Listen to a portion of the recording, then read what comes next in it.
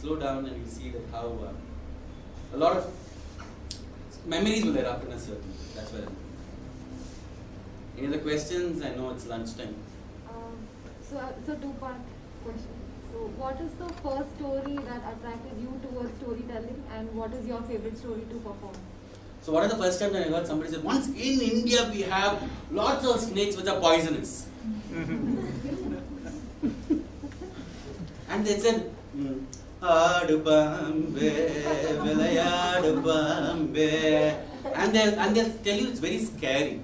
And I work with snakes. If you work with any of the wild animals, and that's one of the stories. Isn't snakes a heritage part of our country? Yes. Whichever religion or culture that you all belong to, it can be Islamic, it can be Hindu, it can be church going. Snakes are a part of our local laws. But what has happened? We bake them as very poison. Snakes are not poison. Snakes are venomous. So once I heard that, I said that you can't change the world, but you can shake it in your own way. And I started telling stories to say that snakes, if the snakes are not there, is it okay? No, they are part of our ecosystem. So somewhere that's one of the first time I started telling stories, say that I'm not a historian, I'm not a conservationist, but I can only tell stories. So that's how I started to say that. Why? Because urban wildlife in Bangalore is also changing. I used to work a lot with rescuing monkeys and snakes and kites. Second question. What is your favorite story to perform? There's no favorite story. Every time I perform, it takes a different form. Like I perform Madhur Vada for 5 minutes, I even do it for an hour. So that's the beauty of my form is like that. So super. Thank you, and can you all take a picture together? Yes. You can put your mask on, so don't worry, you won't get tagged on Instagram. Just come a little closer. We'll put the lights on and we'll take it from here. I'll sit in the center. Camera, action. Yeah, please come close. My name is Vikram Sridhar, so if you're on Insta, so you can follow my work. It's called Storytelling Fellow. And Intact is also there on Insta, so you'll see a lot more work of me.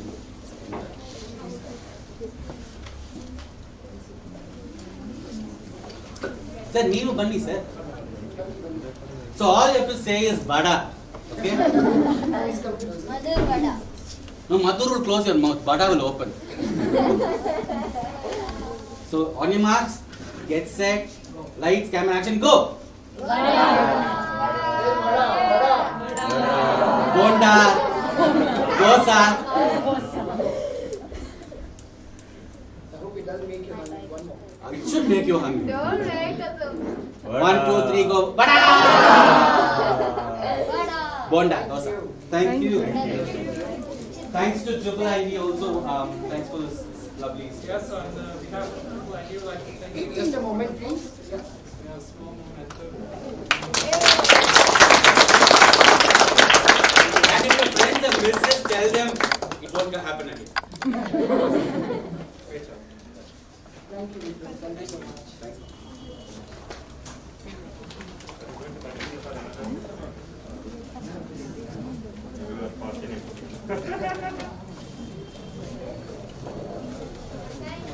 Thank you. Thanks for coming. Thanks for spending time.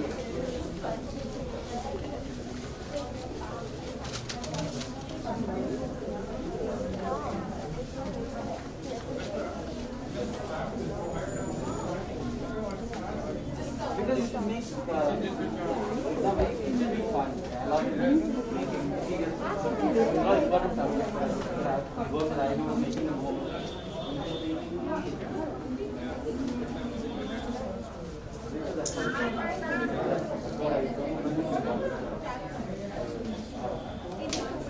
Thanks.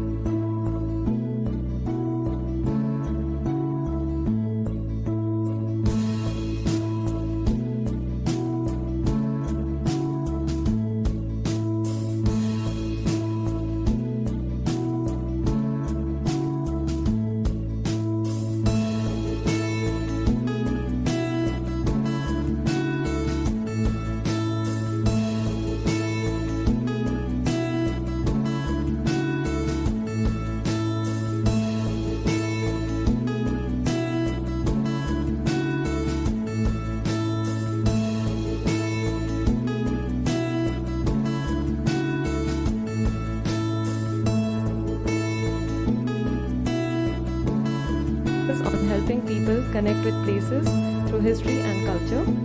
She is the lead author of the book Discovering Bengaluru and the editor of 11 Stops to the Present, Stories of Bengaluru, an anthology of short stories for children. She is the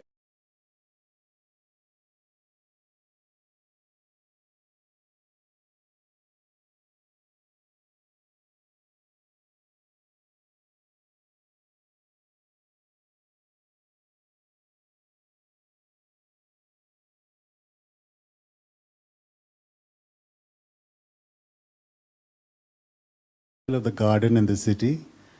It's not published by some famous publisher. It's self-published by the trust I run, and the money crowdsourced.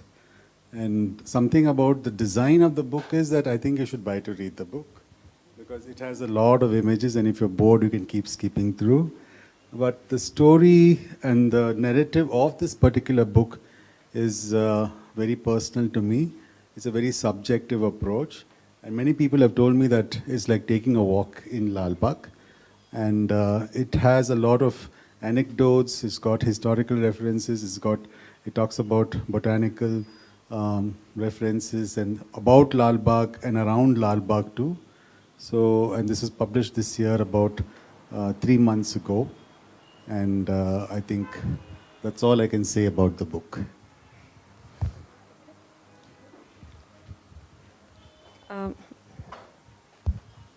So since this is a discussion about books, I don't have a copy of my book here right now, but so I am the editor, and I've written a lot of the book called Discovering Bengaluru, which some of you may have seen and maybe also read.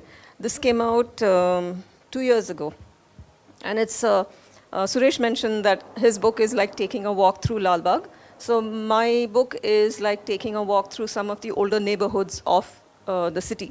So it focuses on 9 of them, 9 neighborhoods, including Basangudi, Malleshwaram, Alsur, Whitefield, Sampangi, Ramnagara, and so on. And not all the chapters are by me. There are some chapters which are by other people. So Kripa has written, Kripa Rajangam, who's an architect. She's written on Whitefield and a little bit on Frasertown. And then Hita Unikrishnan and Harni Nagendra and Manjunath have written, they're all ecologists. They've written about, thank you. This is the book.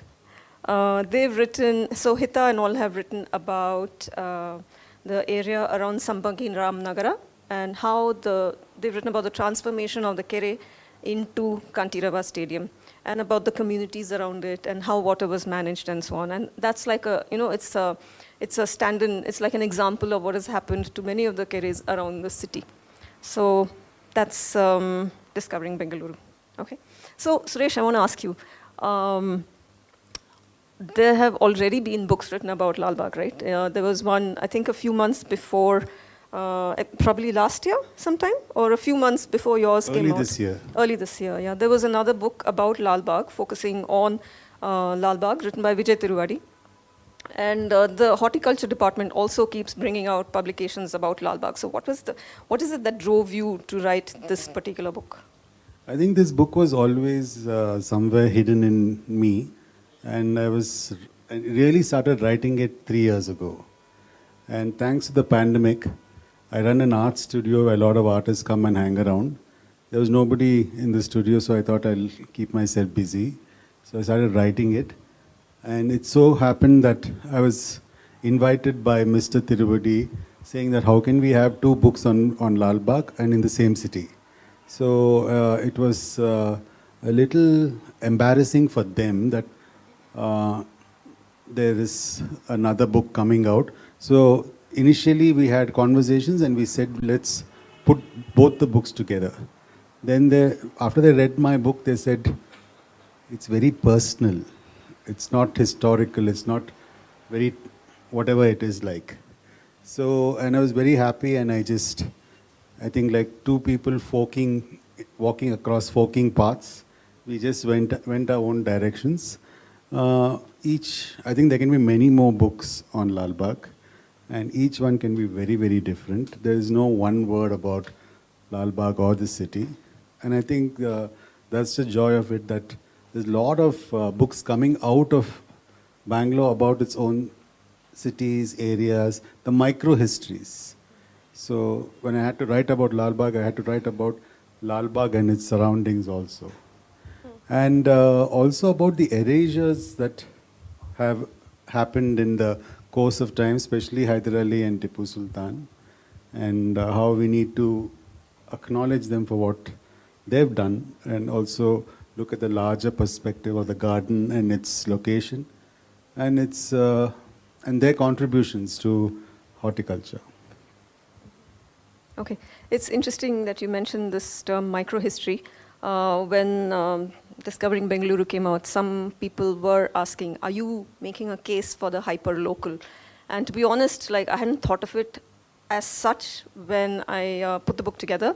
But in fact, that is what it is about, because we are pushing for, I think both of us are actually asking, we're not asking, we're showing people what we love about the city. And a lot of what we love about the city is the stories that you see in the streets, you know, the people you meet, the people, the buildings they've built, the stories behind the buildings, what people do there.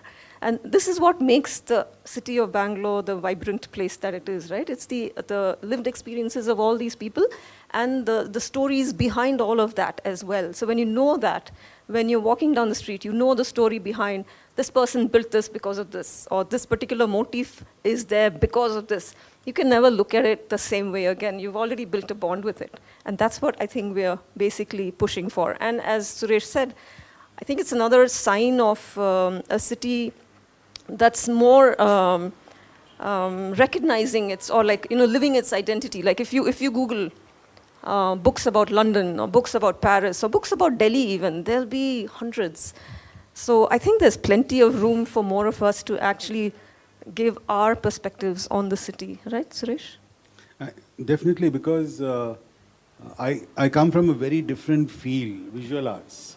And when you see my book, there's a lot of images, there are maps, there are drawings, etc. And it's a very, very richly illustrated book. It's been designed by a graphic designer. So there are all these inputs that go into making this book. So making a book is a very collaborative event, and I think that it comes through this particular book, and that's what everybody says. So fortunately for me, I found a very, very good printer in Chennai, unfortunately not in Bangalore. So, and this man was, I've never met him. He knows of me, I know of him, and we've been corresponding with each other and choosing paper and getting, you know, like printed proofs. And what came out with great anxiety during the pandemic was this book.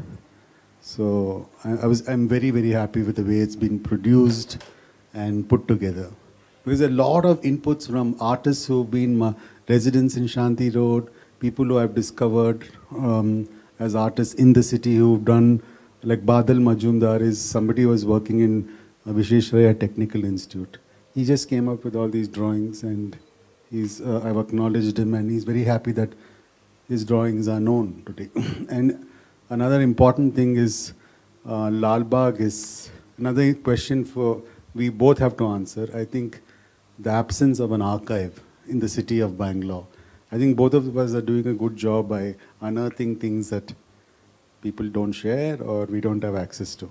So in my book, there are lots of images of botanical drawings, not seen at all by people, but are there in Lal Bagh archive. And they're by this wonderful artist called Cheluvaiya Raju. Nobody knows how he looks like, but there are documents about him being hired by Cameroon and Grumbigal and others. And he has been neglected for a very long time in the history of botanical illustration.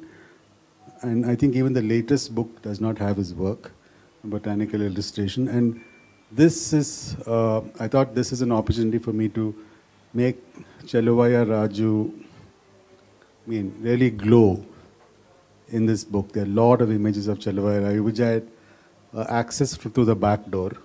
So that's how I managed to get them. I also realized that they can't sue me because it's 100 years old. So that's how I got these What's images. this back door? It's very interesting.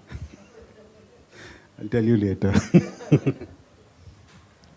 Very simple. The back door is that if you go to a government office, they'll ask you to come tomorrow, PhD ಮಾಡ್ತಾ ಇದ್ದೀರಾ, ಯಾಕೆ ಬೇಕು ಈ documents ಎಲ್ಲ ನಿಮಗೆ? So these are the questions that constantly nag you. So how do you collect information? I think Meera also would have gone to many offices and knocked at doors. So this question is very common. You go to a library and they say, why have you come to the library? Are you a PhD student? And if you're not a researcher, then if you're not a student researcher, it's very, very difficult to get them to let you access the information. That's from colleges and things, or even institutions like Indian Institute of Horticultural Research, for example. But even otherwise, it's like when you're doing work on history in India, it's like you really need to have, you have to access all kinds of sources, because the history and the material you're looking for is all over the place. So for example, earlier, I had written once to the Times of India, and I said that I wanted something from the archives.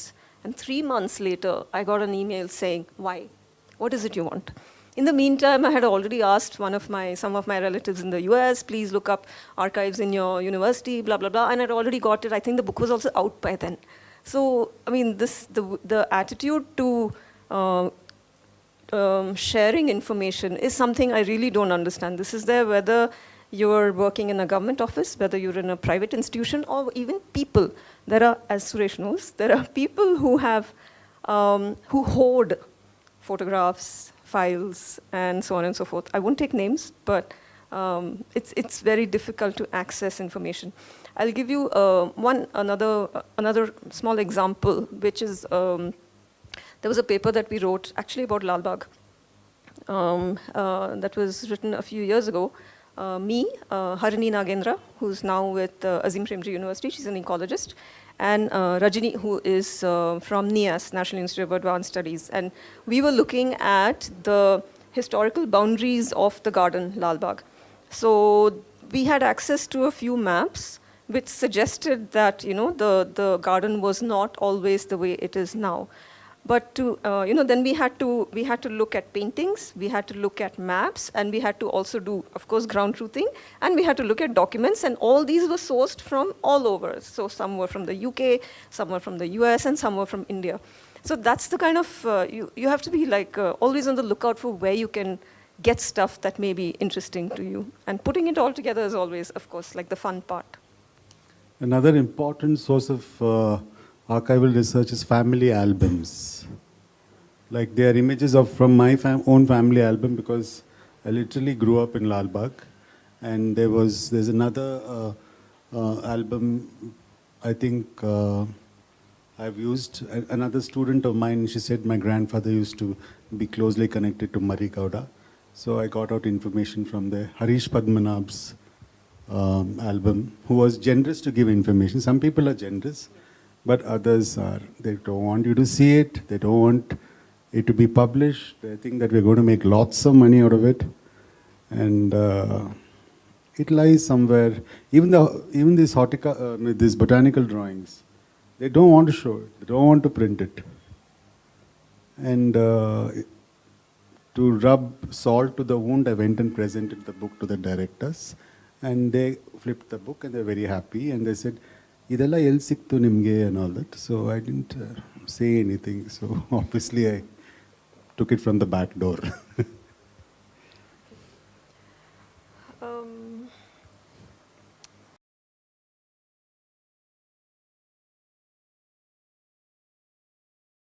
I've asked you this question before, there are those photographs, those botanical photographs by those artists, these ones, I really like them. Could you say a little bit about that? These are twins, and they're actually of Chinese origin, but they live in Australia. They're called Man and Wa. Man and Wa are like two dwarfs. I think they're 4 feet or something like that, 4.5 maybe. I'm exaggerating. But their job, they're experts in photographing flowers. And what they do is they photograph these flowers in low light, and they kind of literally paint these flowers through light. And low exposure, whatever it's called. And after that, they print it into calendars and cards and make a living out of it. But the most interesting thing what they do is that they project it onto large canvases in the botanical gardens in Australia. So it really has an impact. And they're very, very dramatic. And some of them are here. So when they came to Bangalore and they stayed with me, we used to go out early in the morning, and they told me that if you want to rob flowers, you'll have to take a box because it gets crushed otherwise. So you have to take a shoe box and make sure that the shoe box is hanging from your shoulder. Then they were experts at jumping walls, climbing trees, and literally robbing flowers from Lal Bagh. They rush back to my house, click it in low light, and the image was ready. So that's what they did for almost a month.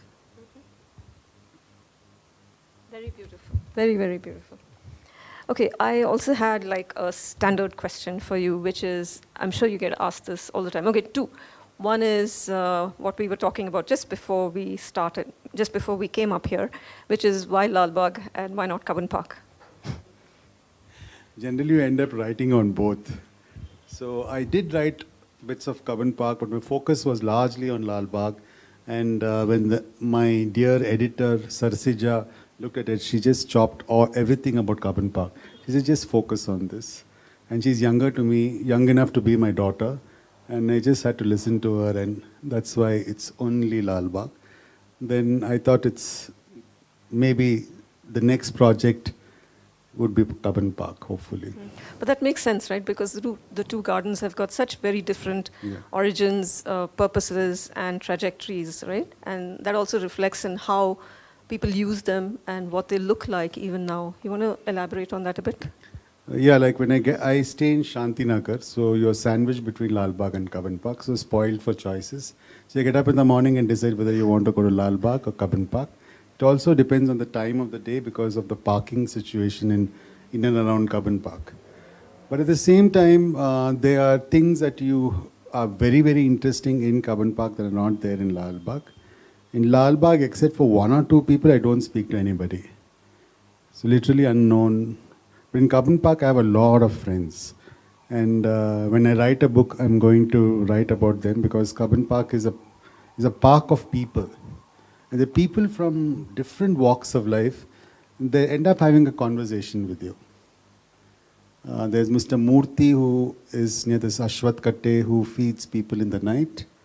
And there used to be one Lily, or Padma, her name was. She used to be a homeless person who used to sit behind the museum. And she used to speak in English because she was a domestic help in somebody's house. And she kind of lost her mind and she ended up staying in Cubbon Park. She passed away in the park. So these are people who I've met in the park. There are some gardeners. There are some walkers who I've been meeting for the past 25 years. And it's like a cross-section of the city. But another interesting thing is that it's closer to, I think, the Pete area and the cantonment. So it's wedged between Pete and cantonment. So there's this tension between this. And as you know, I believe there was a kind of a toll gate somewhere near Alsur Gate, and you were questioned. Yeah. No, I think that's exaggerated a bit. So there was a toll gate near where Hudson Circle is now. And people often say this, that you weren't allowed, but actually it was a toll gate for goods, and it was not the only one. So there was one, I think there were 5, so there was one there. There was one if you were carrying goods from somewhere else into this place. But it's not as if people were actually stopped. I think what stopped people was more the culture and the language barrier and a general sense of discomfort. So, which was there because of the strong difference in culture between the Pete areas, which were of course administered by the Maharaja of Mysore, and then the cantonment, which was British administered. So it was like an enclave of Britain within the Mysore kingdom. So because of these, so the language here, the foods here, everything here was very different from if you went over to the other side of Bangalore. And in many ways, those differences still persist. So if, I'm sure you'll have also felt it. So if you live in Pasamagudi and you go to Frasertown, it's a very different feel. Similarly, if you live in one of the towns and you go to, say, Malleshwaram, it's a very, very different feel. So it's amazing that in this one city, we actually have all these little enclaves which are so very different in culture. But so yeah, sorry, to get back, it's not like there was a bar as such on people moving. It's just that, but yes, goods were taxed. But another important part is that I researched a lot about the Tigala community. I myself am a Tigala, so I was trying to know more about their customs, their rituals, and so many things. So the Karaga was a very favorite kind of a motif of my research. So when it begins in Dharmaraja temple. Remember, we went for a walk. And it also goes to the Sampangi Ramnagara Kere, and goes to one Uppu Niru Kere, somewhere in Kaban Park.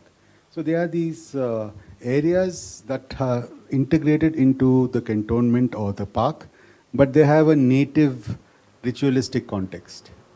So it's kind of overlaps, native history, colonial history, etc. And the kind of people who live and work around it. Like Mr. Ricketts' house. So who would ever believe that in Kaban Park, somebody grew potatoes, cotton, and had herds of sheep? So it's a fascinating story.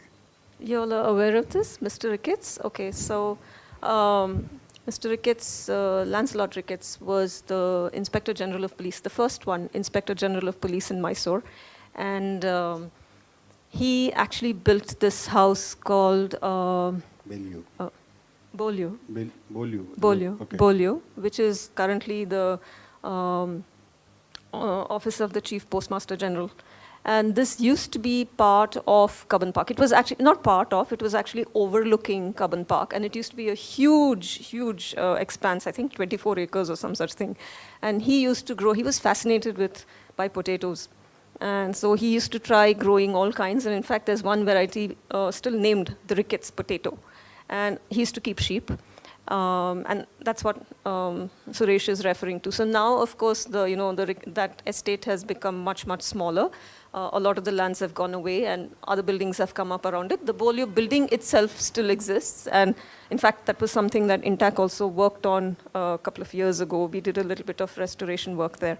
But speaking of sheep, it's also interesting that Lal Bagh also used to have herds of sheep at one point. And Lal Bagh also was famous for its, not famous, but there were potatoes grown there by this gentleman called Benjamin Hine. So way back in the 1800s, early 1800s, this another Englishman who was obsessed with potatoes and sheep. So you can see his letters, he's writing back to various people in England, he's writing to his bosses. Yeah, he goes on about sheep manure. And so he was trying all these experiments, growing potatoes and coffee and various other things in Lal Bagh. So the next time you go there, you can try and imagine what that was like. You want to add something? Okay. So my second obvious question to you was, within Lal Bagh, which is your favorite little spot? I think it's a spot where nobody goes to, actually. Like if you go up the hill and you take a left, it's the unlandscaped part of Lal Bagh. Actually, I was there this morning and I met the local guard who's in charge of it. She's telling me it's notorious for chain snatching and people mugging you for your cell phone and all that when you go there. But it's totally wild. It looks like wilderness. It could be anywhere from Ramnagar to any other part. It's wild with just grass and nothing else.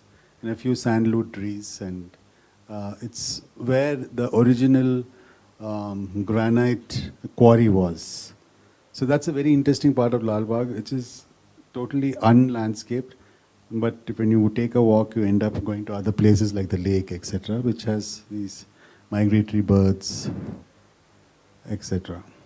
And the obvious favorite spot has been trying to look at this glass house and also smiling at what I've written about it. Yeah, I also like that bit in the book where Suresh talks about the glass house, because when you and I go to the glass house, we'll look at the building and we'll appreciate the building and we'll think about, we'll maybe attend it during a horticultural exhibition. But Suresh looks at it from not just that, he also looks at its place in Lal Bagh along the axis. What was the building trying to say? And what was that line you had? He had this really cute line about how we become exhibits in the building or some such it's thing. like when it's not used, you are inside the glass house and you are actually the specimen. Obviously, you'll be looking at each other. But otherwise, a glass house or an arboreum, the way it is built, is for tropical plants everywhere in the world. Here, the tropical plants are outside and you are inside. So you are looking at the landscape from within the glass house.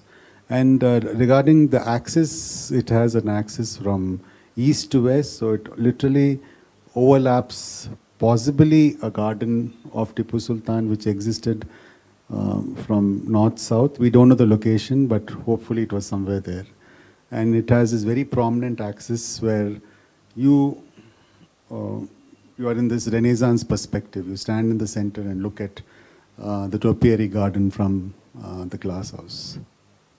So that's one of the interesting things I think about Lal Bagh is there are still remnants of the various people who have managed the garden and the thought that was prevalent at a particular time period. So for example, there's a little remnant of Tipu in the form of the mango trees.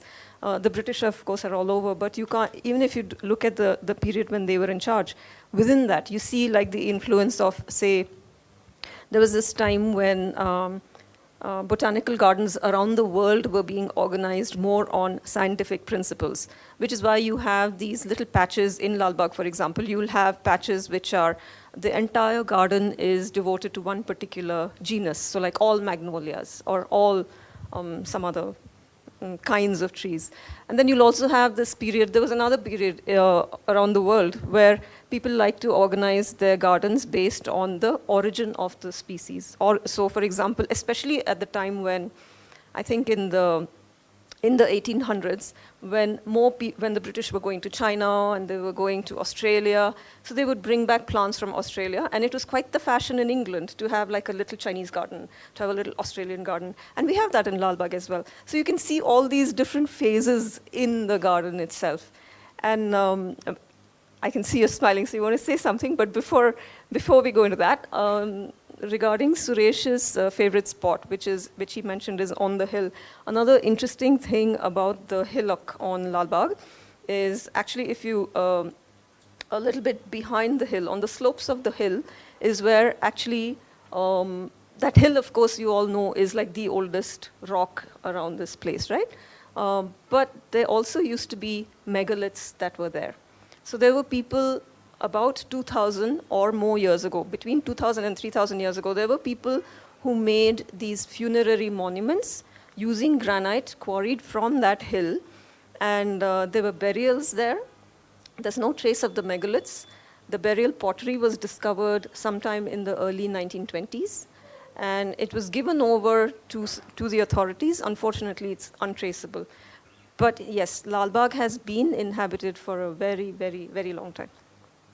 Sorry, you were smiling that time. No, I was just thinking about the Japanese garden. When I wrote about the Japanese garden, my editor instantly chucked it out because it's so bad.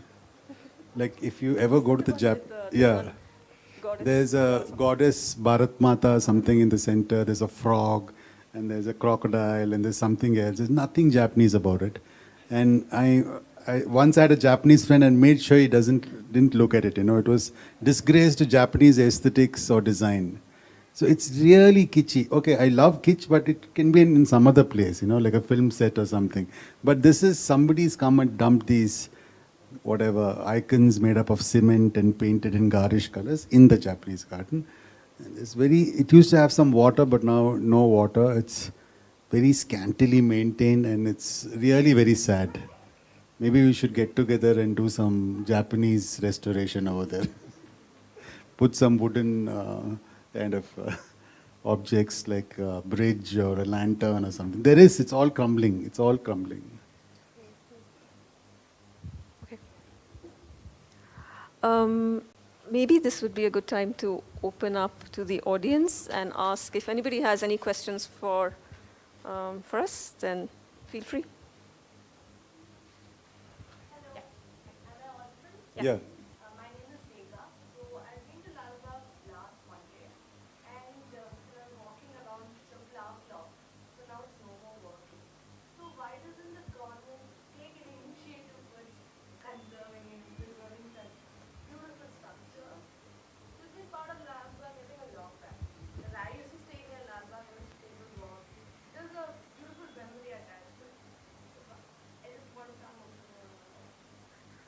it's, there's no opinion, just a government situation that they don't take care of things. It's not the clock. It could be many, many things in Lal Bagh. I mean, there's so many, I think there are almost 100 people working in Lal Bagh, if I'm not mistaken. You still have people littering there. It's supposed to be a national or treasure. So you have people drinking beer and breaking it on the rocks. I mean, we don't have respect for our own spaces. And we keep calling it heritage and iconic space when you come to Bangalore and all that. And even the Mantapa, I think it's constantly painted with no reference to the past, and it's changed totally. So it's just not the clock, it's many other things, a lot of neglect, decay, and also this chalta attitude, which has no answers. I think there's also like, in the case of Lal Bagh in particular, there's a little bit of, not indecision, but they can't quite make up their minds whether it's an amusement park or whether it's a botanical garden. A jogger's park. Yeah, so the botanical, if you look at the people who have worked to make Lal Bagh what it is, right? So starting from the 1850s, or if you go back even earlier, Tipu and Hyder and all, but let's see at least from the 1860s, 1870s, when it became a botanical garden, people have made concerted efforts to actually tend to it and get plants from here and there and etc. So it was clearly a botanical garden, but at the same time, it was also a place of, that people, as they say, the public resorted to it. So you're supposed to go there and enjoy that, the gardens. But I think, for example, if you look at the catalogue of plants, which was published in the 1890s, when Lal Bagh was actually much smaller than what it is now, there were far more species then than there are now, which tells you about a little bit of a decay, right?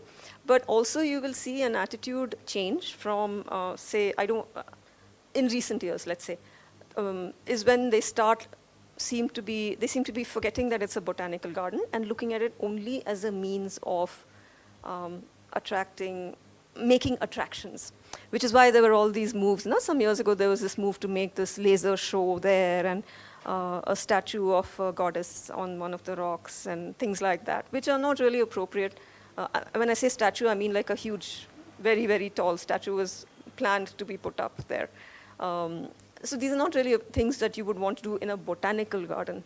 So I think that's also one of the factors in Lal Bagh. They tend to they can't decide what they forget the botanical aspect actually. Would you say? Yeah. Truly, I mean, it's actually the attitude and a certain lack of professionalism. I mean, I think there should be a curator for Lal Bagh. I mean, we have directors, etc. Somebody is going to curate flowers, trees, and really nurture them or bring it back to its original kind of form. It's just remember that whoever comes to Bangalore, first place they go to is Lal Bagh. Whether it's Queen Elizabeth or you and me.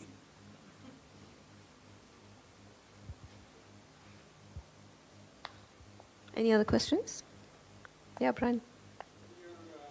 Thinking about what to write about, the question about, do you seek out things you think will have some historical value, or do you try to connect with people? I remember the potatoes and the sheep, probably more than some of the higher value historical items. Like, how do you go about crafting a story or a book that will have historical value, but also connect this history with people? Oh, that's an interesting question. I think it's, if I understand correctly, you're saying, okay, so how do you make history connect to people is what you're saying, basically. Okay, so one of the things I find is that when you actually look at historical records, they're quite interesting. There's this misconception that historical documents are very dry and boring. They're anything but.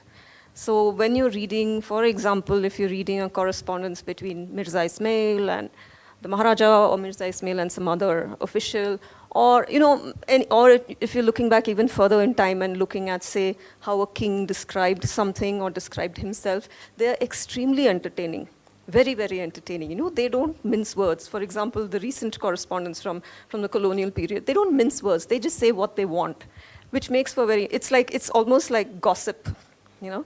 So this one said this, that one said that, the curator's fighting over this. So these are all just inherently very entertaining. So my task is to really just, you know, whittle down. And you know, I don't want a book about so much of gossip, so I just take down a little bit of what is relevant and put that in the book. So I find it's a problem of plenty. There's so much of interesting stuff, and my task is to just make a storyline of the relevant bits. Like I could write another entire book about other things in the city which have not been written about. Does that answer the question? A second thing I would say is, it also helps to, for me, like to actually, there are two angles to this. One is, of course, the historical records. It's also always nice to talk to people for their memories of things. And that also always leads to something interesting. So for example, I met C.V. Raman's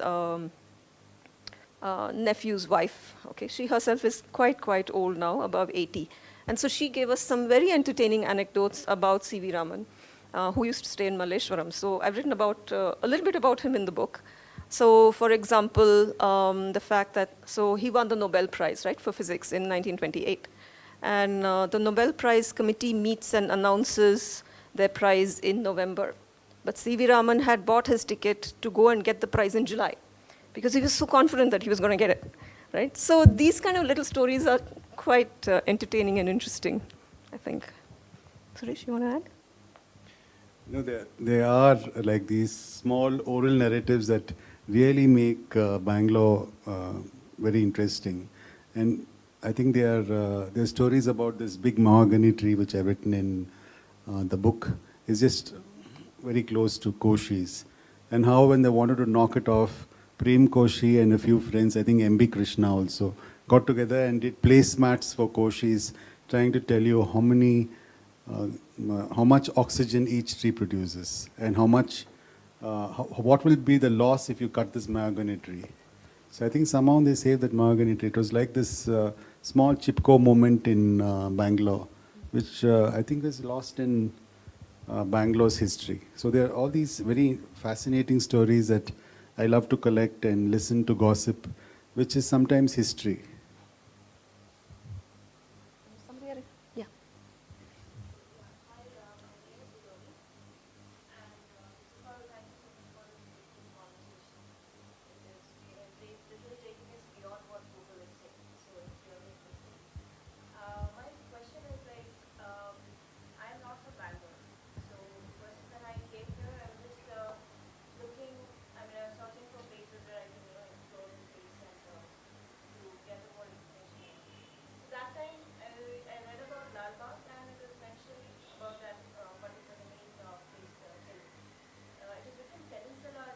Nice. Yeah. So I want to know, like, why is it even that particular term? What does it do? Can you give us a bit of information about it? The only thing I know, it's a geological term of naming the particular combination of the rock. And because of its age and ancestry, it's been called that. Peninsula, because actually if you look at the Indian subcontinent, then this is the rock that actually underlies much of the peninsula. So even if you go to a place like Hampi, you will see a kind of peninsular gneiss. But even in places where what has happened is this is what they call a craton. So it's the underlying bedrock. In Bangalore, we see it. In other places, there are actually other kinds of rocks that have come above it. But because it underlies this entire region, is why it's called the peninsular gneiss. Gneiss is just another name for a mineral, for the rock. I think the other author, our friend Mr. Vijay, says that it is part of this larger geological shift that has happened, and he traces it back to Australia, and how because of the continental shift that happens, it's the same rock that comes and creates this kind of a rock, and also refers to it as the rock that is maybe part of the larger Gondwana land. again, back to the story of what do you write and make these decisions about its subject, but who's telling a story. I think for me it was had to own Lal Bagh. I needed to own the city. I belong to the city. My ancestors are from here. So when I started writing it, I really wanted to own it and own Lal Bagh. So the editor says that I've written a love letter to Lal Bagh. So that's it.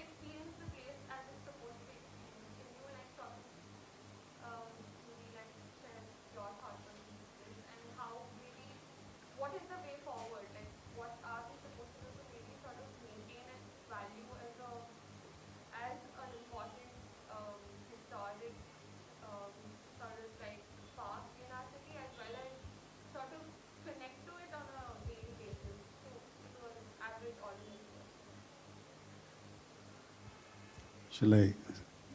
So one interesting thing is Lal Bagh is walled all over. It has technically 4 walls, 4 cardinal directions.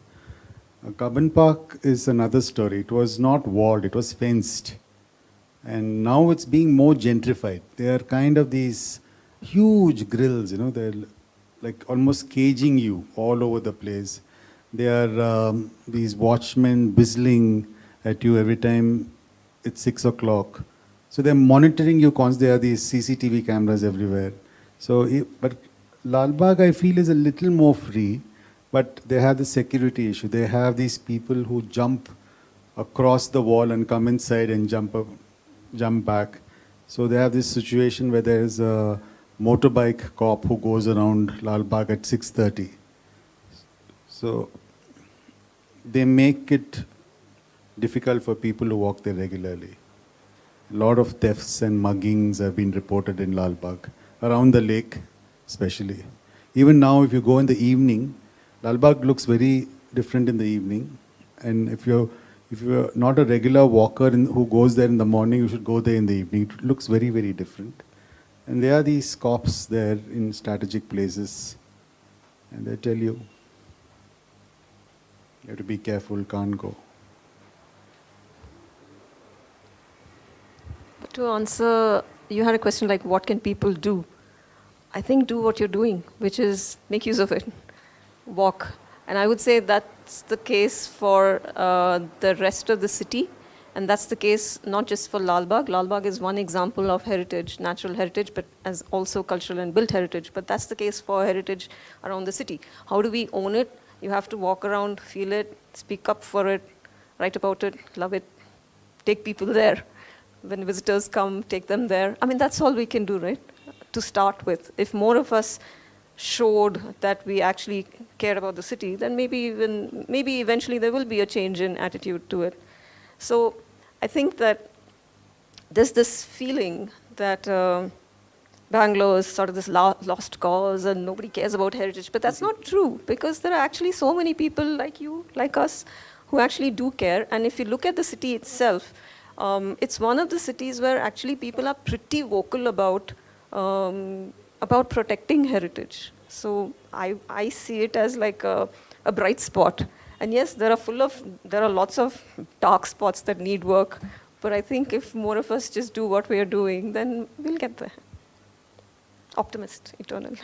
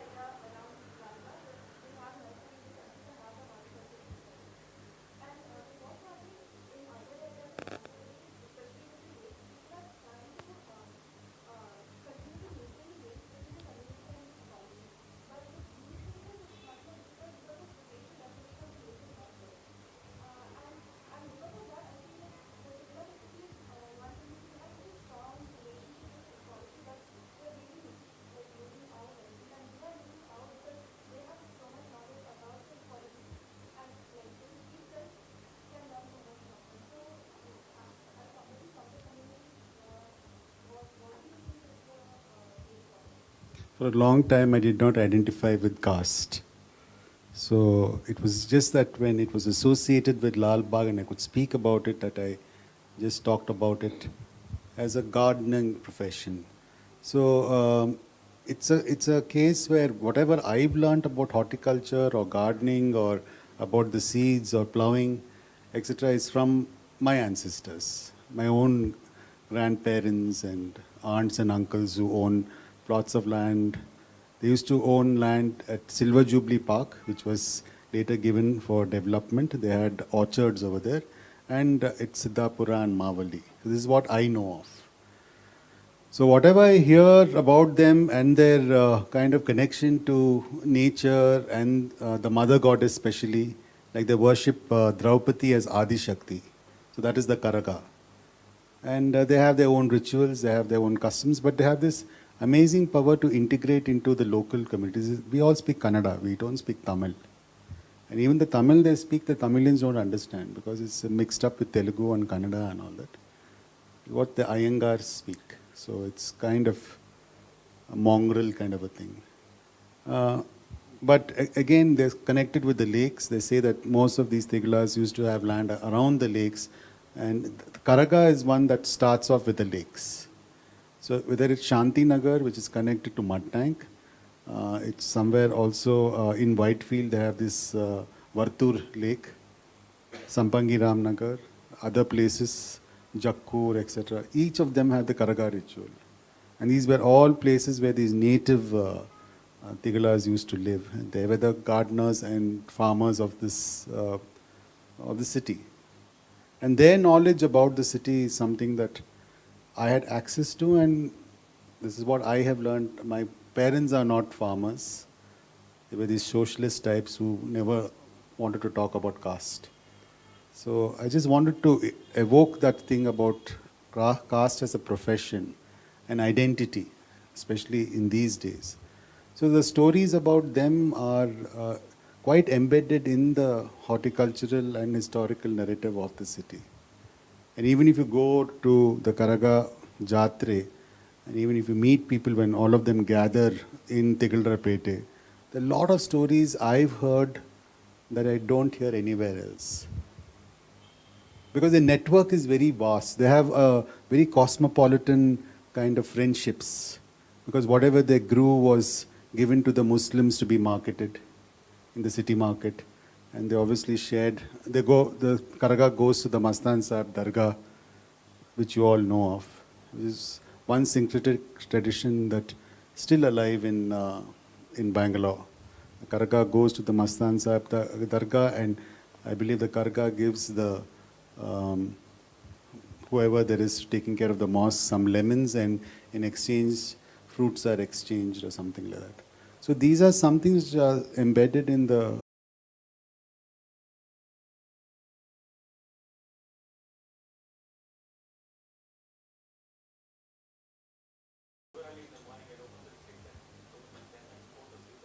yeah. So they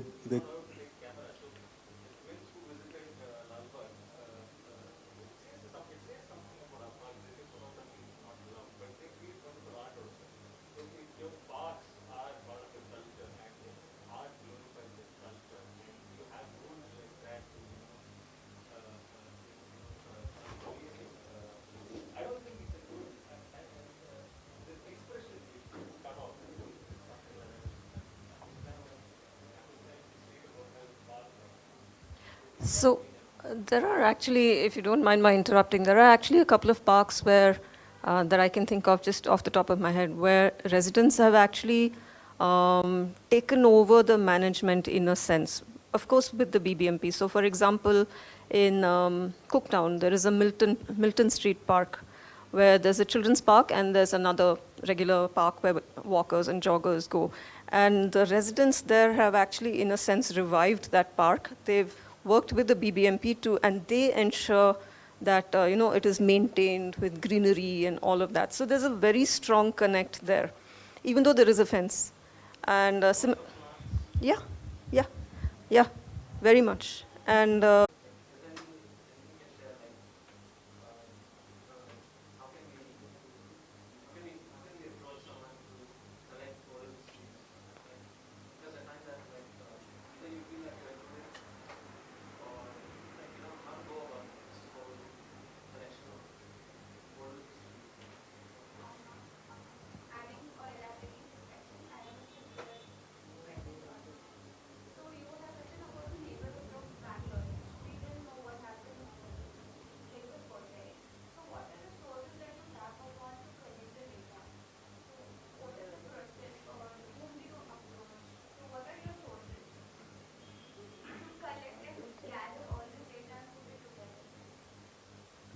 That's a huge question. Okay. It's the methodology of a PhD. Okay. My first step, I'll come to you, Lester. My first step would be, as Suresh had said, he had to own Lal Bagh. So I felt the same way. I had to own Malleshwaram. I had to really feel that it was mine and I was part of Malleshwaram. And so on, for Basavangudi, it was the same thing. So that was like the first step. I have to actually feel for the place before I can start even thinking about writing about it. But that done, and that was quite easy, but that done, then, like I said, there are a couple of different things we do. I'm a big fan of actually looking up archival sources. I truly believe that they're really important because oral history is very interesting. And it's equally important, but you need both. You can't tell the history of a place merely on oral history, just as you can't tell the history of a place merely through written documents. You really need both of them. So that's what I would do. I would look at both. So oral history is actually like super fun because you end up chatting with people, you're making friends, and you're, as long as you're just taking their permission, just make, like these are things that, these little rules that you tend to forget. But as long as they are okay with you, they know the exact purpose for what you're doing, chatting with them, recording, and so on and so forth, then essentially, I think, and you have a few questions in mind which guide the conversation. Beyond that, it's really just chatting is what I felt. And most people like talking about their lives and what they did when they were younger, how they used to go to school, where they used to buy their food, and what the milkman used to do when he used to come to their house, and so on and so forth. Most people actually enjoy this. So it's really not, it's quite easy is what I found. As for the other side, which was like the archival, there are lots of archival sources. Some are government documents which talk about correspondence, for example, in the case of Malleshwaram, when it was being set up, who was allotted which plot of land. And a lot of all this information is available in the archives. But there are also like old newspapers, old magazines, which also talk about this from slightly different angles. And all of that help you build up a picture. And then, of course, there's also the architecture itself, which also tells you stories about the place and the people. So that's like, in short. Yeah, I think we'll end with this. Thank you so much, Suresh. Thank you.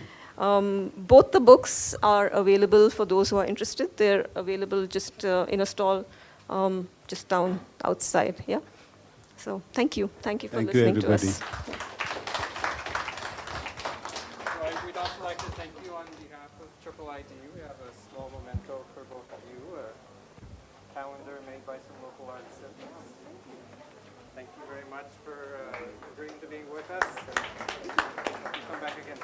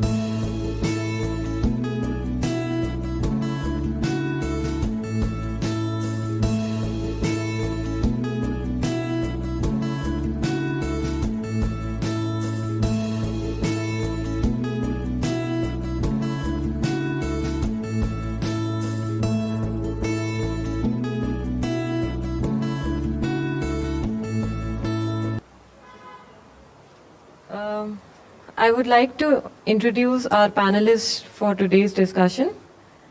Dr. S.V.P. Halakati has retired as Director, Archaeological Survey of India, is now an advisor to many organizations working in the field of heritage conservation. He was instrumental in initiating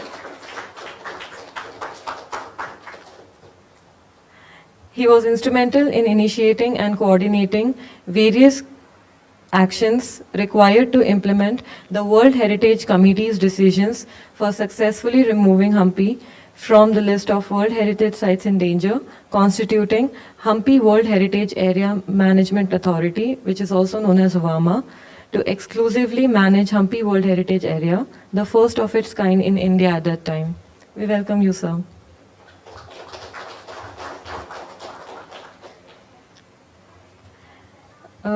Our next panelist, S. Vishwanath, is a civil engineer and urban planner. He has 35 years of experience. In the water, wastewater, and sanitation sector, helping designing rainwater harvesting, aquifer recharge, wastewater recycling, and ecosan systems. He is an adjunct professor and teaches a course on the theme water at the Azim Premji University, Bengaluru. Thank you, sir. Our next panelist, Vidhu Gandhi, is an architect, researcher, and academic with over 18 years of experience in heritage conservation, urban planning, urban design, and architecture in Australia and India. She currently serves as an associate academic dean at Shrishti Manipal Institute of Art, Design, and Technology. Her expertise and research interests include heritage conservation and management, development legislation, urban planning and design, and race and indigenous studies. She is currently working on a book manuscript that investigates the role of the diasporic practitioner, specifically the person of color in the field of heritage conservation and discourse. We welcome you, ma'am.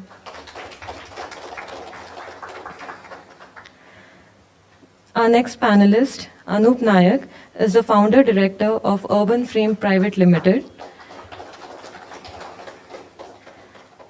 He is a trained architect and urban designer. His work experience of 27 years has spanned across countries like Morocco, Singapore, Malaysia, Thailand, Kenya, Vietnam, and across India.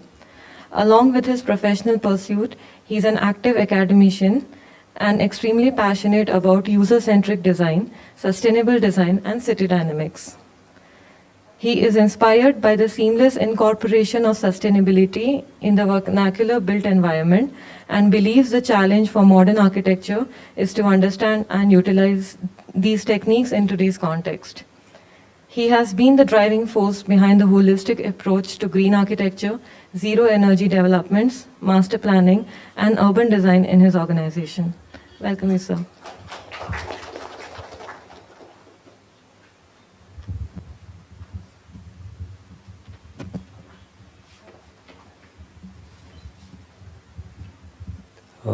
Thank you so much. I hope you're all comfortable. Today, I think when the whole program list was being crafted out, I think a very fundamental aspect of what happens in heritage, conservation, and heritage is not limited to heritage as in the built environment. It also means ecology, it means water, it means so many other things to us. So I think the fundamental question today we are raising is that will participatory approach lead to more successful conservation? And what happens in this process, sometimes we see it as top down, and most often we try to say, okay, let's pick it up from the bottom and whether we're able to grow that further.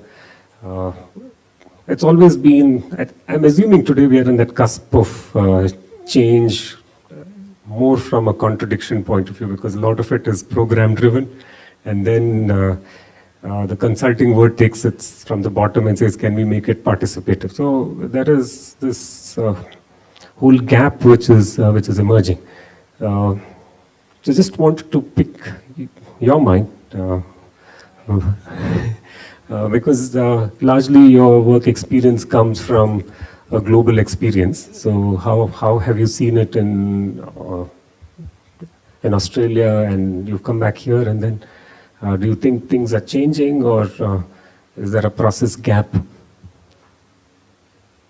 Well, in terms of what you have in Australia, it's already quite established in terms of not just participation, but in terms of including people. So every time you have even something like an architect, when you're working on something like a development application, every time you're building something, a heritage report has to be written necessarily, only then do you get approval. And that report has to be made publicly accessible for people to look at. So that integration as such is already there, but that's more in terms of, say, the urban development zone. But I think Australia has, I worked on Aboriginal indigenous issues for a bit in Australia, and in that respect, definitely there's a lot more engagement than there is in terms of the development sector as such. In India, I think when I came here in 2014, and thereafter, I've worked with a few heritage conservationists like Gurmeet Rai or Shikha Jain, and I've seen that they want to incorporate these various approaches of participation in their work, and I've seen them do that successfully. I do think there's a push, and I mean, I'll share my thoughts later, but definitely there is, and that's very nice to see. Yeah, so that's interesting, because if, from growing economies to actually responsibilities, I think it's a good drift, but I'm sure that we will see, as I said, this is a cusp, and we are riding that cusp right now. Dr. Halakatti, sir, you come from largely this whole expertise of having connected government, UNESCO, and writing the mandates for Hampi even. Have you seen this as a process where it was bottom up, or do you think it's always been, okay, there is a project and there is a program, and then we start looking at from a top-down process? What's been your experience around that? Good afternoon. So we have worked with the government agencies. As you know, there are two main government departments: state archaeology and central archaeology. Central archaeology. There are a variety of conservation-related, protection-related, management-related activities we do, out of which I would like to pick up for today's theme two areas where this participatory approach in a limited sense is adopted. One is the protection of a monument. When we intend to declare a particular monument, it is mostly based out of the demand not only from the ordinary public and elected representatives and certain religious organizations. They are not aware, but they pressurize us through democratic way. But whereas we have a criteria, what requires a monument to be a centrally protected monument criteria, they don't understand. So we start dialogue with them. Sometimes we don't agree, sometimes we agree, and many of these monuments are brought into the protection list likewise. And in some cases, like if you remember, when all princely states were demolished, were merged with the Indian Union way back in 1950s, ASI took over many of the monuments which were earlier protected by kings, like Mysore Samsthana and other things. So there was a great debate. They had hundreds of monuments, which one to take, which one to leave.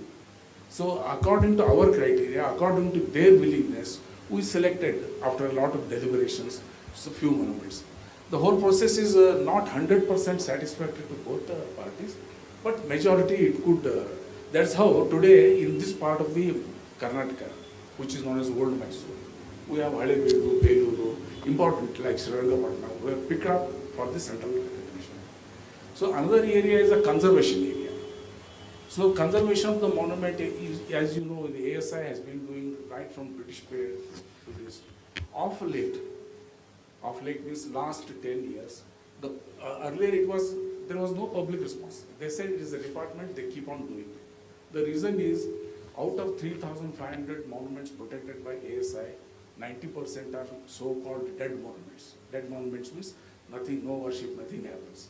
So it is within their control, they can do whatever conservation they do. The public was not involved. There are also the monuments which are living monuments, like Dwarka, Bhubaneswar, where we have to have approached this participatory approach. In this participatory approach, it is very difficult to convince these bodies, the religious bodies, regarding the way we preserve, why we preserve. They don't agree for that. Because the common perception of a conservation and government perception and government's way of conserving are totally different. So, for example, when a main vigraha in the sanctum is broken, it is unfit for worship, for any Indians. Whereas we don't allow that to happen. The recently case was in Beluru, Halebeedu, where a kalasa there was a crack in the kalasa, and they said many donors, including our ex-Prime Minister family, all those, they said we will donate, we will replace it with this. Whereas we said we will repair and keep it, because authenticity is lost.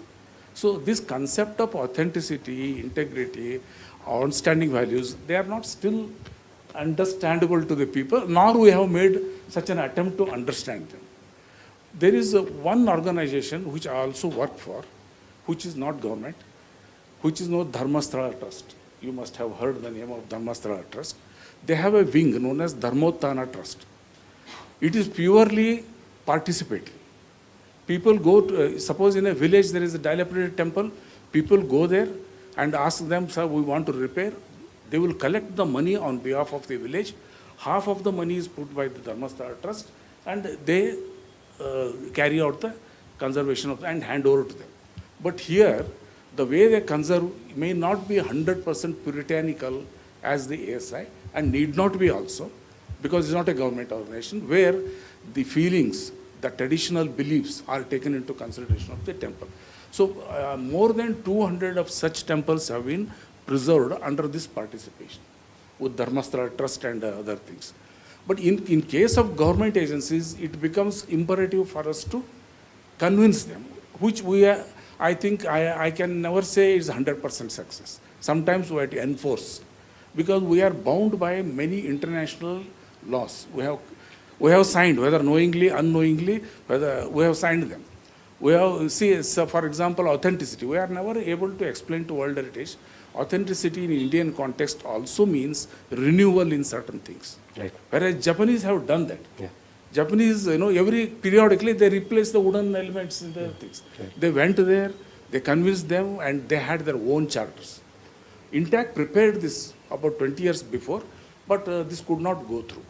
So till we convince the UNESCO that India is a great continuous heritage, we have our way of doing the conservation also, how the people have been doing all these things. Till such time, there will be a little bit of conflict. But that does not mean that we should not impose our things. Views on that. Views on other things. Another area we just briefly I will tell you, the management. So we protect, we conserve, but how to manage these properties. So Hampi, among all the World Heritage Sites in India, has thrown that opportunity in 10 to 15 years before, when it was put under the World Heritage in danger. And in order to remove that World Heritage in status danger, so many measures were suggested by UNESCO. Those were all participatory measures. Where for the first time, the local governments were forced to call the people, elicit the opinion, although for the namesake. But that process started. Right. And so what happened? Since it is for the first time a government is doing a participatory, what is the reaction of the people? Their day-to-day problems. When we call them to discuss the heritage, they say it is not there, it is not here. This person is doing like that. So it is a sort of a complaint, because they never had that opportunity to do that. Yet we, with the help of INTAC and so many people, we did write the management plan with the help of Dr. Nalini Thakur. We did enact that act. We did form an authority. Not everything is 100%, but that is the first attempt to do that, to convince.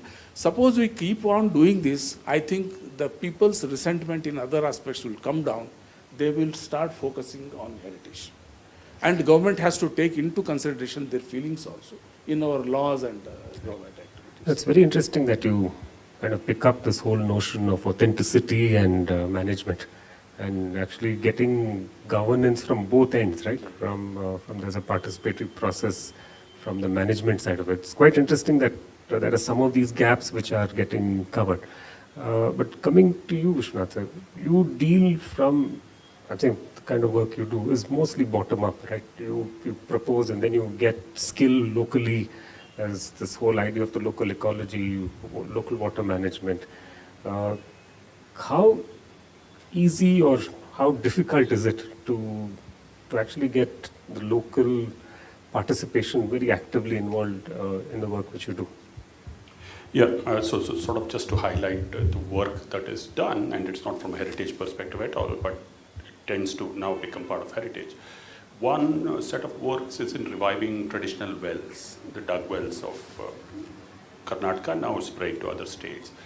So some of these wells are more than 500 years old, some of them are 1,000-year-old. And associated with the wells is a community called the Manvatar, or people who've been digging these wells and digging these tanks. And this community specializes in earthwork and doing it. And that as a community, they've been doing this work for 1,200 years, right? So now for us, one of the approaches was how do we preserve the livelihoods of these people, and to what extent should that livelihood be preserved? That was the question that we asked. And then how do we integrate it in terms of the ecological sustainability of the city? So what we've done is to work with well diggers to protect and clean the old wells in Bangalore. And you'd be surprised to know there are 10,000 open wells in Bangalore with water, which is sweet water. People don't know it. And then to try and see how they can integrate themselves with modern requirements of rainwater harvesting, groundwater recharge. So the idea is to write out a policy and bylaw by which it's mandated now to do rainwater harvesting. And as a method of doing rainwater harvesting, it's to recharge the aquifer, which means that the well diggers are in business, and the well diggers have a job, have a livelihood, and in the process they dig wells, they dig new wells. Their livelihood skills, which is a heritage, is protected, right, through this process. That's one example. So what we do is to work with livelihoods and get it to policy, and get it to the national water policy. Just the second example on this front is with the tanks, the traditional tank ecosystem of South India, especially Karnataka. This tank ecosystem is also 1,200 years old. Rejuvenation of it has been always seen from an environmental front. But again, what we've been trying to do is to work with Dalit women to clean up what are called the poshakalways, or the feeder channels, and therefore bring more water to the tank. And when water comes to the tank is rejuvenated. And once the tank is rejuvenated, there's enough irrigation in the command area, which is traditionally done with paddy, even in areas like Kolar and Chikbalapur. And again, the women have more work because of the rejuvenation of the tank.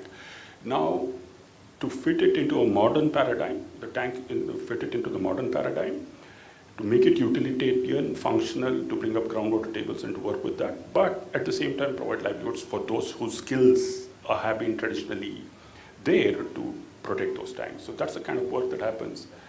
And we don't define it as heritage, but this is the intangible heritage that we have in our state and in our country also. Now that's interesting that I'm saying purely if you look at it from a heritage view, livelihood is so instinctive to that, right? I'm saying and today the government is talking about vocational skills and VOCs. I'm saying from the academic side, you have a whole listing of that, national education policies, even reading to that. Sometimes you wonder that, this livelihood aspect of it and how it threads itself to,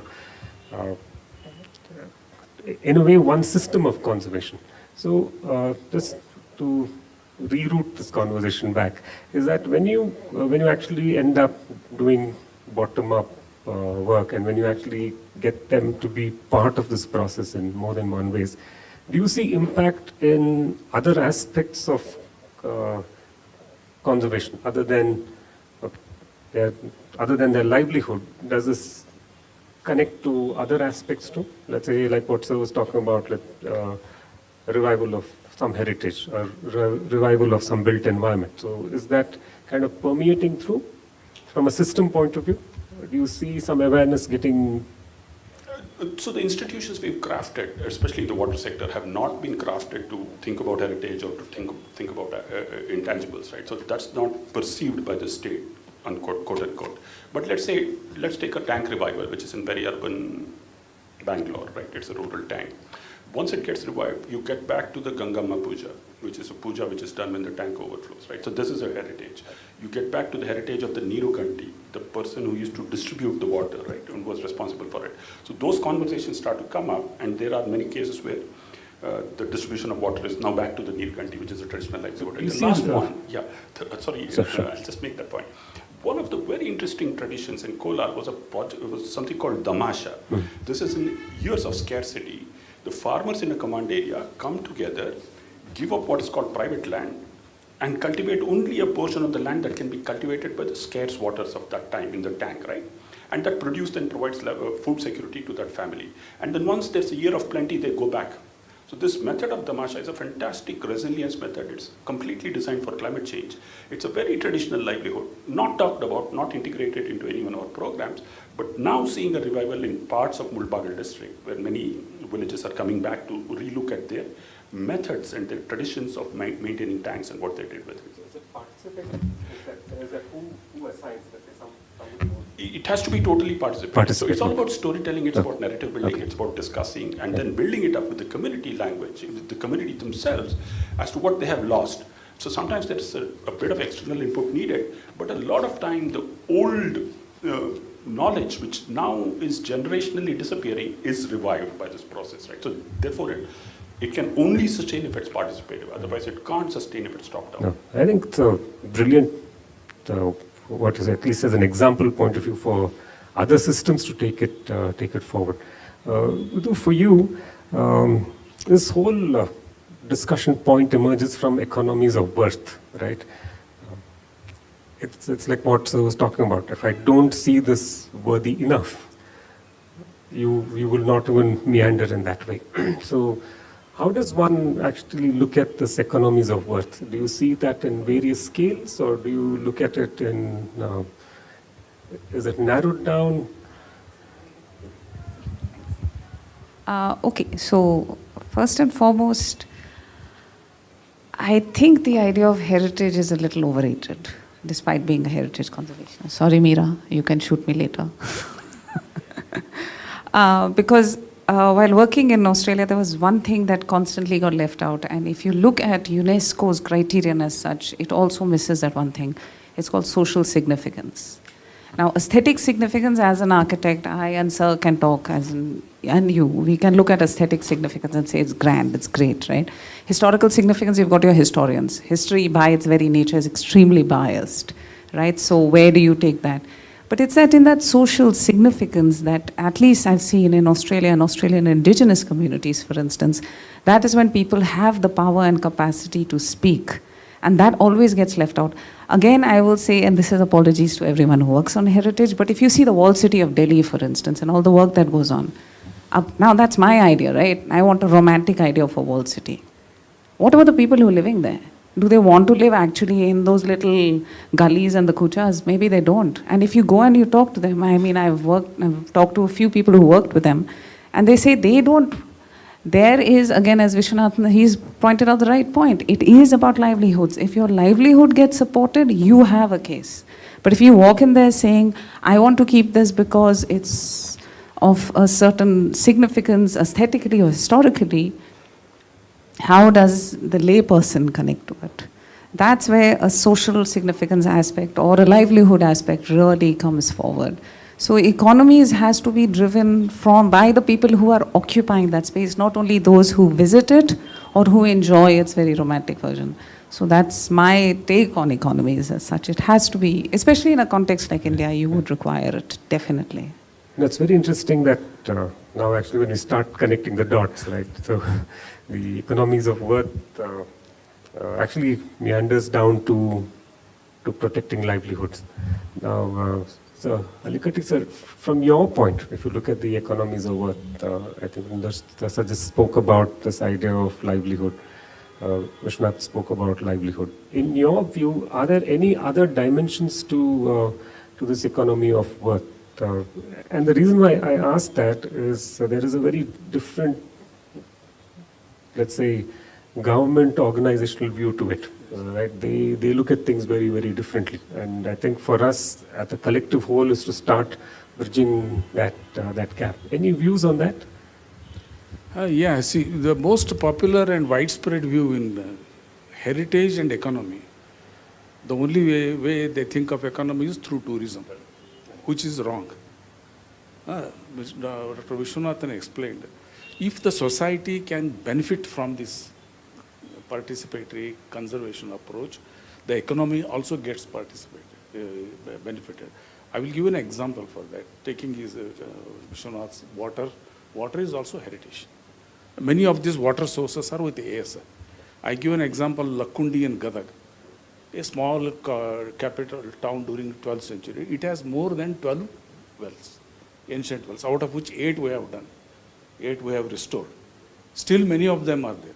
But we have adopted a Panchayat Rajya system in India, where the development is the responsibility of the local Panchayat. But you see their plan of development, heritage is nowhere in the picture. During the period of Kalyani Chalukyas of 12th century, followed by Hoysalas, followed by Vijayanagas, thousands of tanks were constructed. Water is not today's problem. That time also was a problem. Thousands of them were constructed, and community used to maintain them. Whatever he described, how this, all this they were kept alive by community participation. After this government came into the life of the people, now people say it's the government's job. Suppose the panchayat at the Gram Panchayat level is able to take up this cleaning and renovation of these tanks, utilizing the traditional skill systems. So it is a year-long process. Once water comes, the village will benefit. Once the village benefits, agriculture will benefit. So this effect will go on. That's how heritage should not be seen only as a boat illumination. Wherever you see the water, there is a boat. Wherever you see the monument, there is illumination. And land the helicopter, bring some dollars. No. If heritage is to be respected and made more participatory, people have to benefit from it. So water is one of the best sources to make it benefit. Today we conserve them and keep them as a showcase, without even sharing that water to the villages. Bijapur, full of water sources. Beautiful, Ibrahim Roza. We all do that, keep it. People will come and see the things. Not the starved people, no, we don't give it to them. So participatory approach will get more strengthened when it gets economically benefits. It brings benefits to the public. So this has to be a sea change in our way, especially the government, the way we do that. So that's why we are trying to push this idea of managing the heritage through Gram Panchayats. Look, today environment is very popular. They don't understand heritage is a part of environment. In government we fight. There is a fort in the forest area. So fort belongs to ASI, forest belongs to forest department. The person will the forest fellow will go on growing trees in the fort. ASI will go on cutting. They will quarrel, they will fight. So you see that kind of synergy. Digging roads. Why? Because they never think a part of the heritage is also part of the total environment. So economic benefits are many, provided we change the view of the Yeah, that's very interesting. You say that it's not about lighting it up and putting a boat there. I think it must go beyond that. Just connecting back on the same sense of economies of worth, because I'm sure you did touch upon the point that, you see revival, you see livelihood. Do they expect their children or the next line of the generation to pick up these trades and skills? Is that what you're seeing, or so will it vanish? Then this whole sense of economy of worth, does it continue or does it sustain? So how do we deal with this whole business of sustaining? So that's a tough question. It will vanish. Unfortunately, let's say with well digging, the well digger who's now digging well does not want his children to be doing the same, right? But with this current work, he's able to afford education for his children, and then the children decide what they want to do, right? So that's from the well digging perspective. There are other challenges, with the tank revival and the well revival. the tanks did not come in an egalitarian world or a democratic world. It came in an aristocratic world. It came with social injustices. It came with patriarchy. It came with gender discrimination, right? So now when you're sort of working on the functional revival of heritage, you are in a way reviving those structures too. So, but those structures have to be obliterated and the revival has to happen, right? So therefore, when the tanks are being revived in Kolar, it's with Dalit women being led by women to figure out what the solution is and how they will be part of the solution in the long run, right? So that's a greater social challenge with revival of water bodies, not only limited to livelihoods, but what kind of livelihoods and in what social form will those livelihoods be revived. Just one other point, very interesting. Now this wastewater from Bangalore, sewage from Bangalore is now being treated and shipped across to fill close to 500 tanks, all across Kolar and Chikballapur. It's a project with controversies, but if done well, this will be the second largest project in the world, next only to Mexico City. So it will keep alive the tank infrastructure. And in Devanhalli, this beautiful town where there's the beautiful fort and other things, what we've been able to do is to revive the well there, an old well, more than 100-year-old well, which is adjacent to a lake which is being filled by treated wastewater from Bangalore that seeps in, comes into the well and becomes drinking water, right? So you revive a heritage structure, you then link it up to the town's water distribution system and provide water and make sure that it's functional and useful to the town as such. So therefore, the municipality or the Gram Panchayat has a stake in keeping it running, right? And therefore make sure that it keeps working.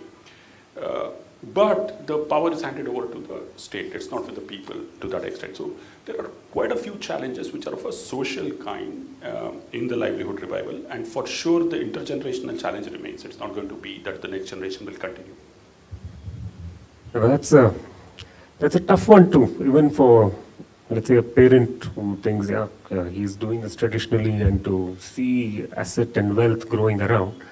For them to go back to original system. So is there bigger plans around this? Is there a wealth of knowledge, or is it wealth of skill which can be embedded, or some process of reskilling which can happen, that it's not limited to these communities, but there's a different process of reskilling where somebody's taught on revival of, I'm sure MNREG is doing. They're paying phenomenal amount of money for daily waging and... They're not actually paying phenomenal amount of money. They're paying 289 rupees a day, which is just sort of just about to get by labor, right? So here's the challenge. What's now different is the market, right? So what is the market ready to engage with these heritage livelihoods, and how would it want to engage? What will the farmers do to make sure that they link up to the market in such a fashion that they make a good money, good income out of it? Those are tougher challenges which are not easy to address right now, right? So how will the market linkages help youngsters remain there? How will the tradition continue? Million-dollar question. In a transitional economy, that's going to be the biggest challenge that we have. Yeah, I think, again, I say that we're all in these cusps of change right now. You want to add something on to that? I guess what I know a little about the textile industry in India, for instance, and we've had a few PhD students in Shristi who worked on it. And I remember one of them, she was saying that she'd been working in I think it's in Arunachal Pradesh, and she'd been working there for some 11 years with traditional craftspeople. And she said everyone over there was like, no, I don't want my kid to do this. It is too laborious, it doesn't pay anything. This is not the life I want them to have. Because if you want me to even generate anything that is traditional, it takes too much time, right? So the point again that comes up again, as Vishwanath has also pointed out correctly, is that when we are looking at I mean, if I may just take this a little further into something else, is when you're talking about people as such, it is about people, the social structures, all of that, but I think there is a point where we have to understand that we are so-called the experts. And the expert walking in and telling people what to do is perhaps where that link gets broken. We can inform people, but the participation approach of all of this will come when you de-expertise yourself, when you actually stop being that person who has You have the knowledge base, but again, as we were discussing earlier, that the same situation is like in Australia when the forest fires happened in 2019.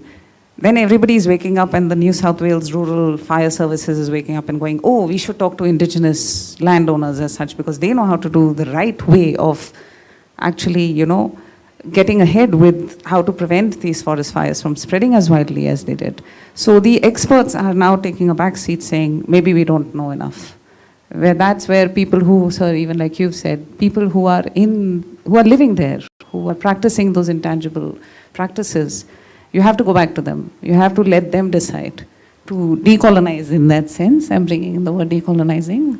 To decolonize your methods, your way, your approach to not just heritage, but livelihood as such also. That leads to actually a very interesting note, which when I was kind of calibrating this, how to run this conversation, there was something which always comes about on this asset-based approach, right? There is this whole huge conversation around asset-based approach.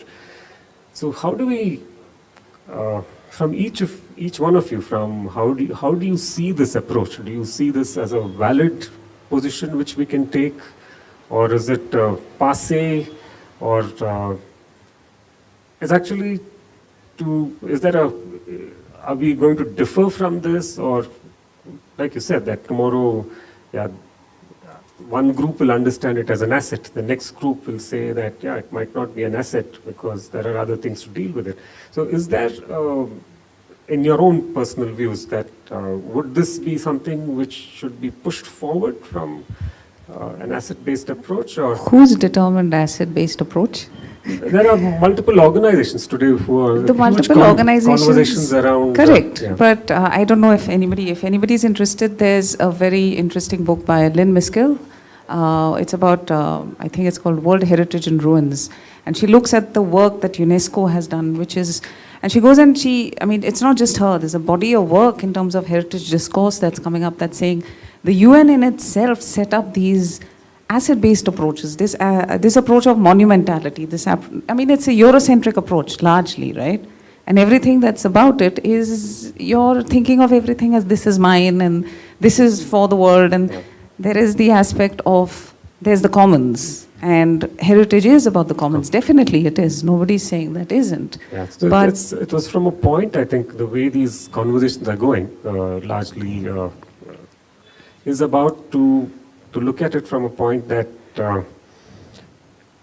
if certain groups are vanishing out of this ecosystem of holding this asset, is there a new way to enrich this asset? Like what again there is doing today is that if you take say tomorrow's view to it, it is an asset, right? Tomorrow they have water system. So there is a systemic side to that asset. So do people visualize it that way, or it's just that it will happen now and then it will start falling off?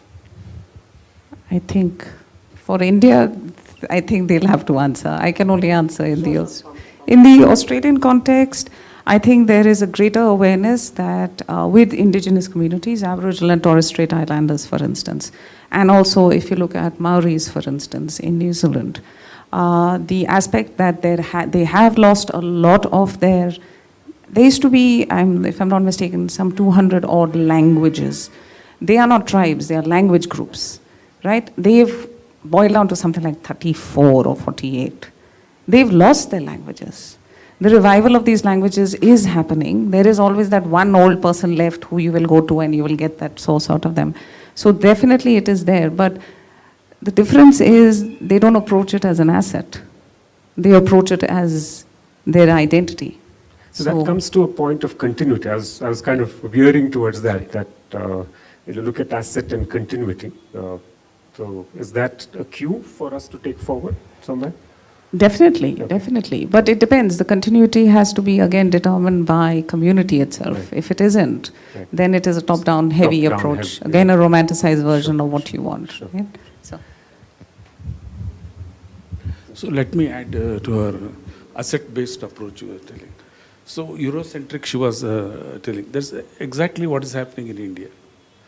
The Eurocentric, Europe, heritage is purely a heritage, dead, frozen in time. Whereas in India, heritage is, it has two components. It is not only heritage, it is also intangible, functional aspect. You cannot dissociate intangible from the, every part of the temple has some idea, some function, some belief. So if you do not involve that into our restoration or conservation, that is going to be not successful in Indian context. And with regard to who will these assets, how do the government taking care of these assets has been a failure. These assets have to go back to community. So there is a break after the British came.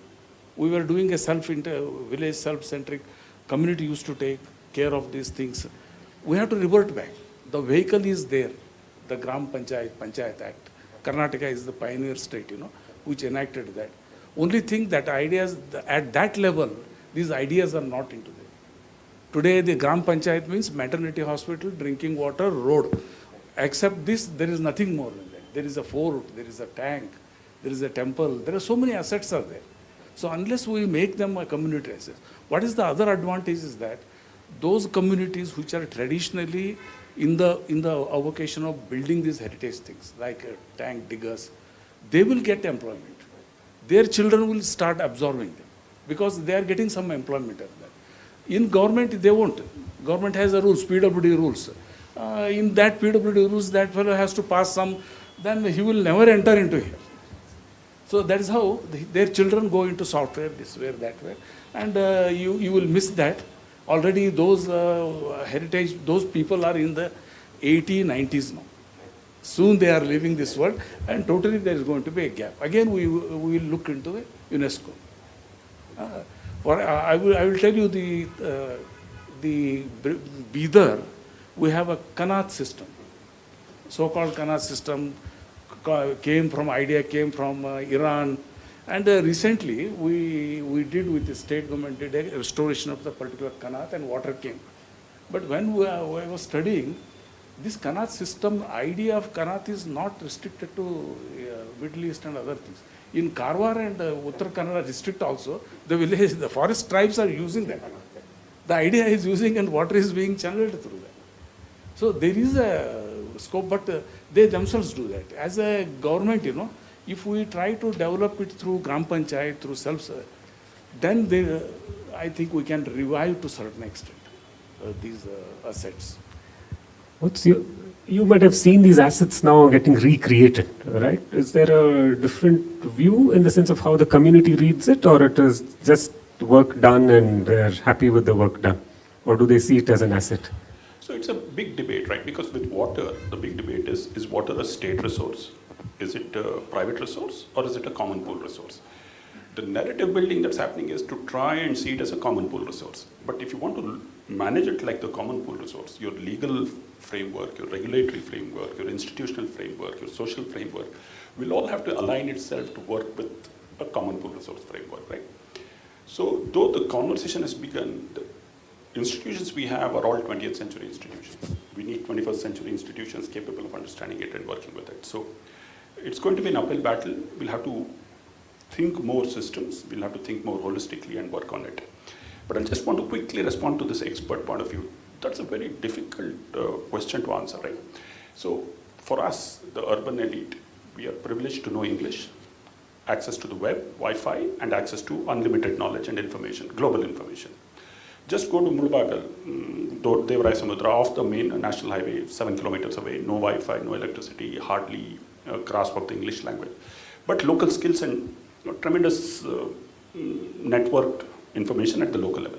Now, how should these two talk to each other? It cannot be that the expert can be wished away, but what kind of expertise, what kind of knowledge? How will it work to empower the local and scale it up, make it more powerful, give it more agency, make sure these people really understand what they do? One of the single biggest transformations we've seen in the well diggers is not in the number of wells they've dug. They've dug close to 200,000 wells in Bangalore, right?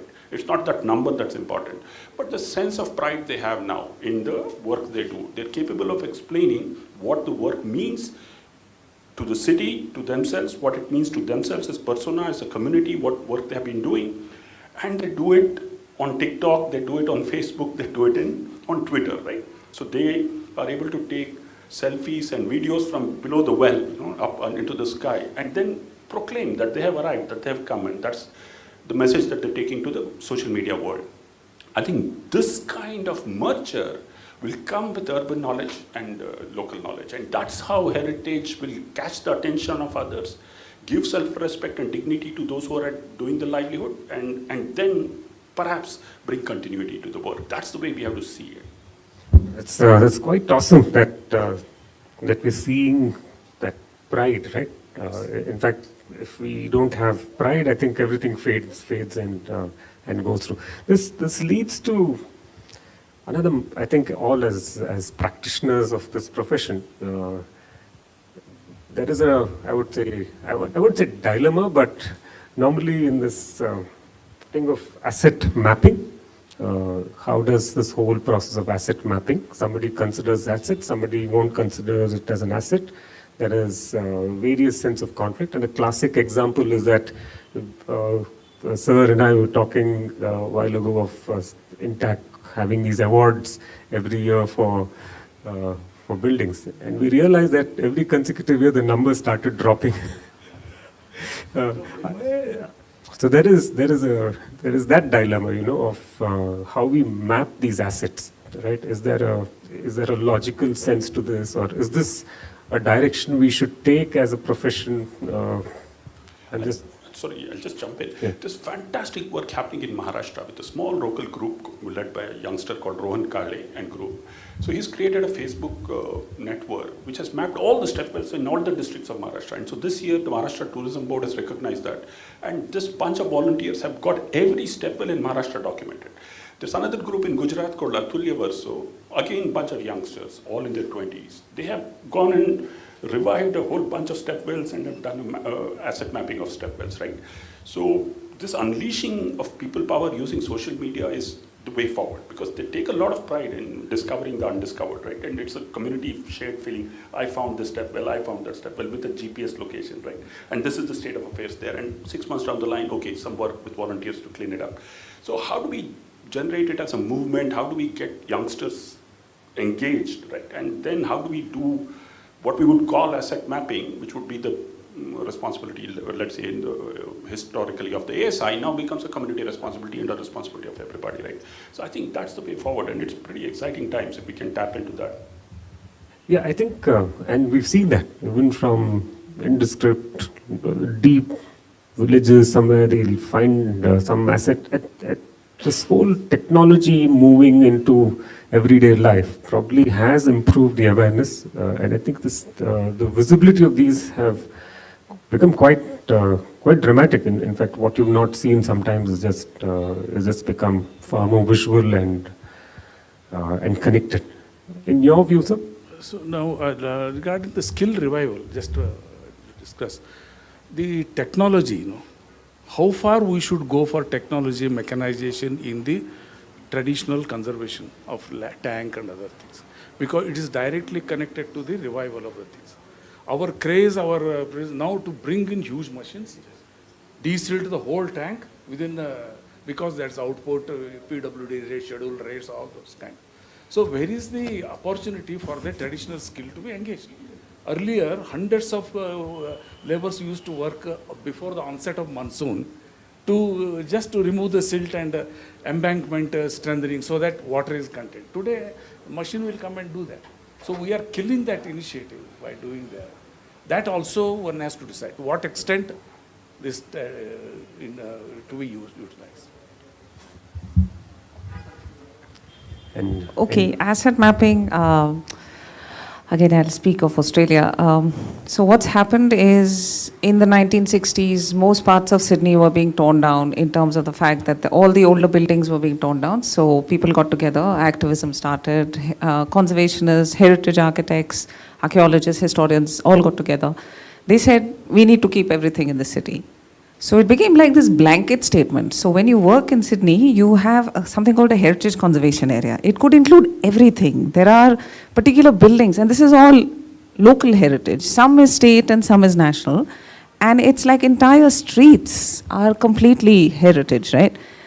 What's happened as a result of it is someone buys a property in any heritage street, they're screwed, sorry for the language, but they are done for, right? Because you can't touch the building. You can't do anything with it. So people are sitting there and going, I bought this and I spent so much money, and there's this whole process of gentrification and real estate happening, and I can't do anything with my building, right? So again, the commons becomes a problematic concern.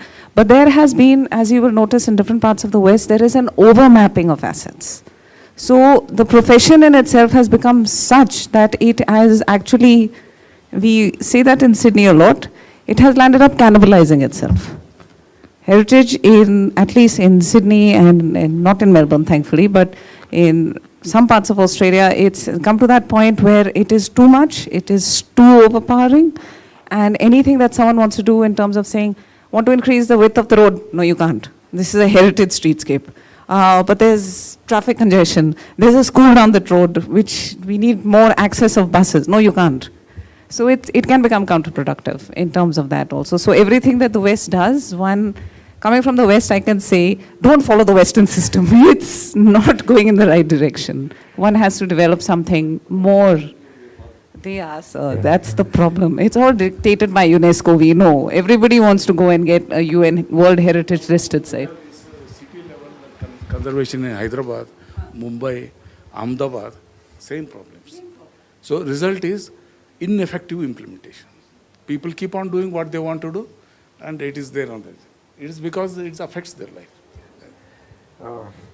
Vidhu, just this one for you. I managed to pick up something which you'd mentioned. You speak about continuity and change, and I think large parts of what we're dealing today is about continuity and change. Any light on that? See, I mean, in terms of buildings, I will say this, anyone who's read John Ruskin, if you read Seven Lamps of Architecture, if you haven't gone into the depth of it, the way that Ruskin was misinterpreted, and I'm speaking of this because I have a few friends who are Ruskinians, who are experts in Ruskin, and they say he was mistaken because Ruskin never supported the idea of keeping a building forever. If it was in a ruinous state, if it was falling to pieces, let it be. That is what when he looked at and studied Venice, he said Venice went from this amazing, beautiful thing to going into a ruinous state. Let it be. You don't have to conserve everything, right? So continuity is something that is, I think, again, if people want it, yes. But and the people should be, I think, very much the local people, or maybe I don't agree with nation states, so maybe not that at the national level, but not at the world level. I mean, it cannot be that. And change, as we know, I mean, you will have change, climate change coming in as one big factor here. Continuity, again, I think has to be continuity of livelihoods, continuity of people, and I don't say tradition because tradition is invented. Tradition is horribly invented, so sorry, I'm being very academic here slightly, but it is very, very invented. So to say, again, if we go back to India, and I'm proud also as an Indian, but I'm saying, at the time when we were trying to gain independence, we went into saying we want everything from the Vedic period. That means we obliterated everything that came after it.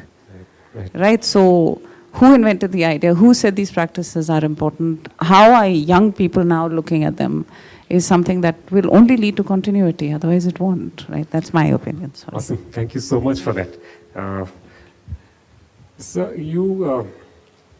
just a little passing shot on this, that in your own experience of actually working with the Hampi World Heritage Area Management Authority and finally getting that act implemented, right? That must have been a humongous task. So where do you see this in future light?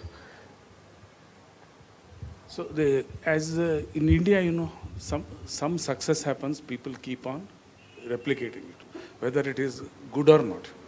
Unfortunately, it happened. Hampi was the pioneer in the act.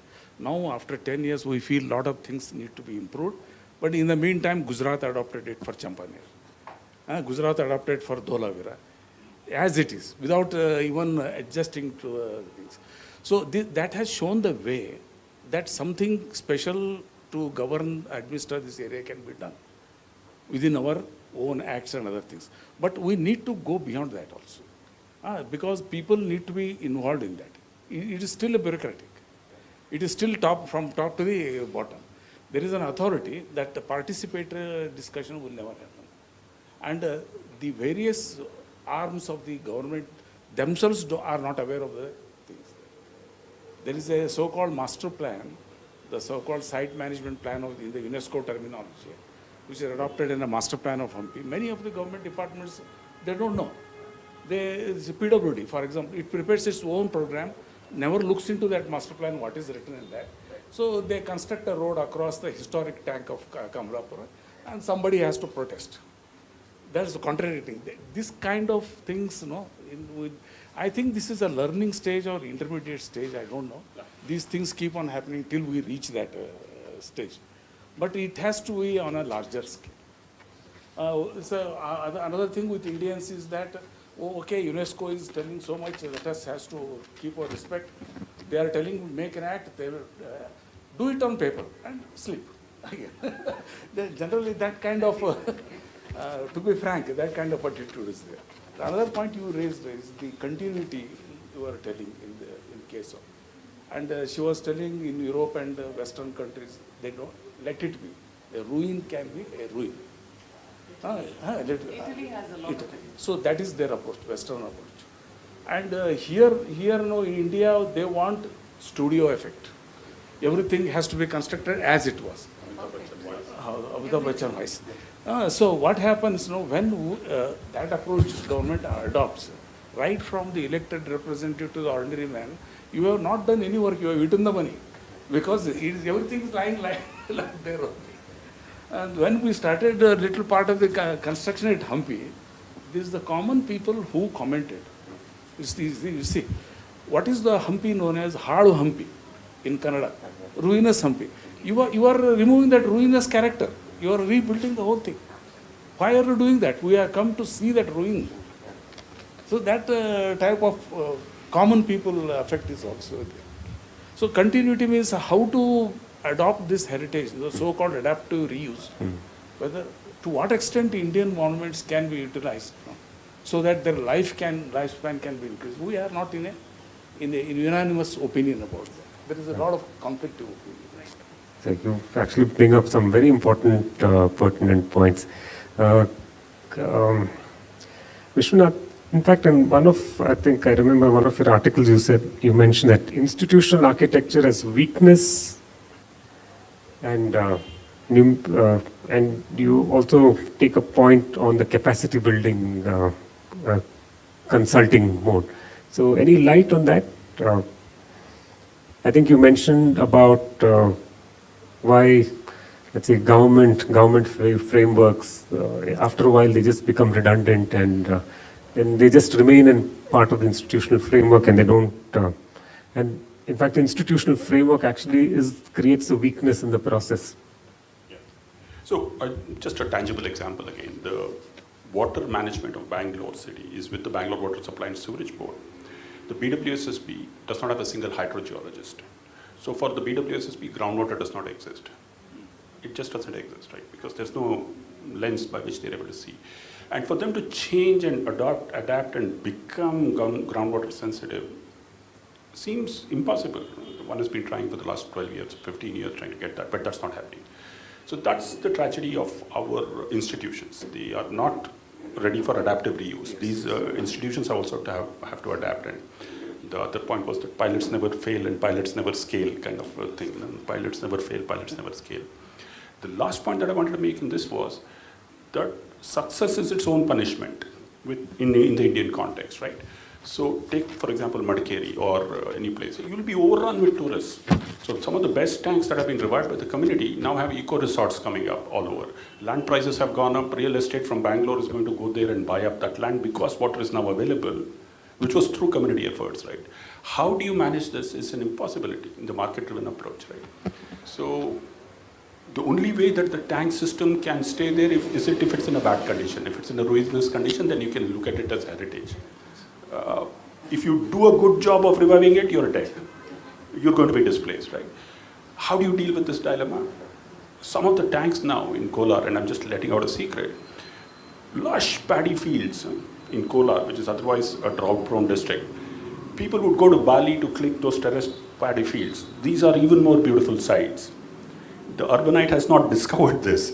The moment they discover it, it's gone to the dogs. So this mass tourism, this mass consumption culture, how do we manage that is going to be very, very tough. And in the absence of institutions which are capable of controlling it. Yeah, so that's the... Yeah. Places like Penang in Georgetown. Penang in Georgetown, for instance, if you go and examine it, or even like in the case of Venice, the mass levels of tourism there, apparently 65% of Venice's local population has left because it's too expensive to live there. They can't afford it. There's the same thing in Penang, Georgetown. They've had to rewrite the management plan for Penang because everybody left and there was nothing left. Yeah, so that's mass tourism. We have a colleague of ours who's a Venetian. Who was a Venetian, he says, I was. Because he has no place, he said it's impossible to live there now because it's completely swarmed by tourists, the entire economy is driven by them, and them as locals have nothing to do. So they're just pushed out, and they say they travel 40-50 kilometers every day to come to town to make a living. So all you have to do is to get on the weekend getaway list of one of these popular publications in Bangalore, and that's it, you're done, right? So there'll be 50 million people there pretty soon. I think we've have a wonderful conversation going. Just from any one of you have questions, anything you can.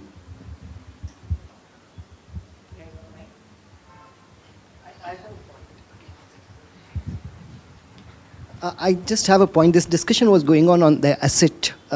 So now in the schools of architecture, especially at SPA, Vijayawada, there's an approach of just changing this terminology from asset to resource.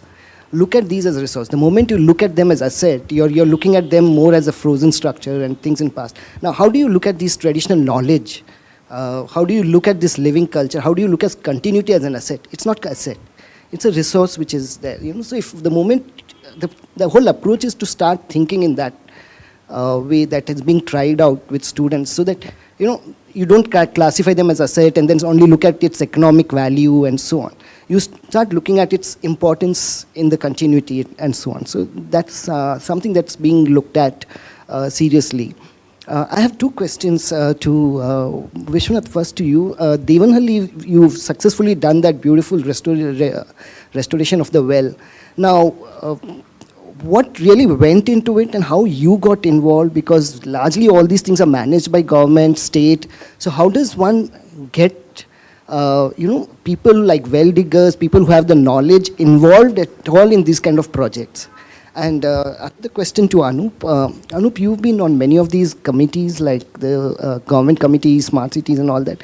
How do you see of getting professionals involved when they have to, decide on projects, take decisions, and so on? So, yeah. So, quick answer to that. We now have well spotters. All these well diggers for us are well spotters. So, the moment they see any ruined well or any well anywhere, WhatsApp. So, every day I get 50 photographs of wells, right? So, we're now trying to see how to make sense of it. So, one of them spotted that. We got resources from here, there. We mobilized monies, protected it. The municipality did not give a Naya paisa, right? So this is all funding from outside, first protection of the well, then redoing it so that it becomes a functional structure. Now we're putting up a water treatment plant with outside funds, right? So all this is because there's a lot of traction around the idea of revival of wells. It's now hit a lot of people who are ready to fund it, ready to participate with it. But the eyes on the ground are the well diggers, and they're everywhere, so they get it. And WhatsApp is there. And the municipality was willing to involve you all and all that? The municipality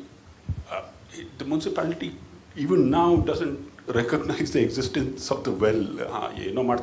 Whatever you're doing, continue to do with that as long as it's not damaging to us, right? So you're doing something of that sort. So because there's no ears to listen, right? The municipality, at best we've got the local councillor to come and take a look at it, and then he sees some merit in the water coming to his system, but otherwise he doesn't see this as an asset.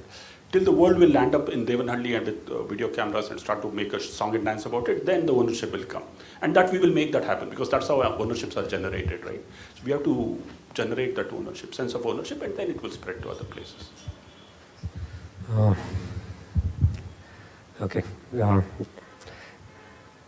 Honestly, I'm in a Trishanku condition because I straddle too many things. So so nevertheless, from purely how projects are initiated, I'll just give you some of my own experience with might be some of the smart cities we are engaged with. It's all project driven, right? Unfortunately, that's the view. It's a project. It is a budget, right? And it has to be executed. And that's the nature of the beast today.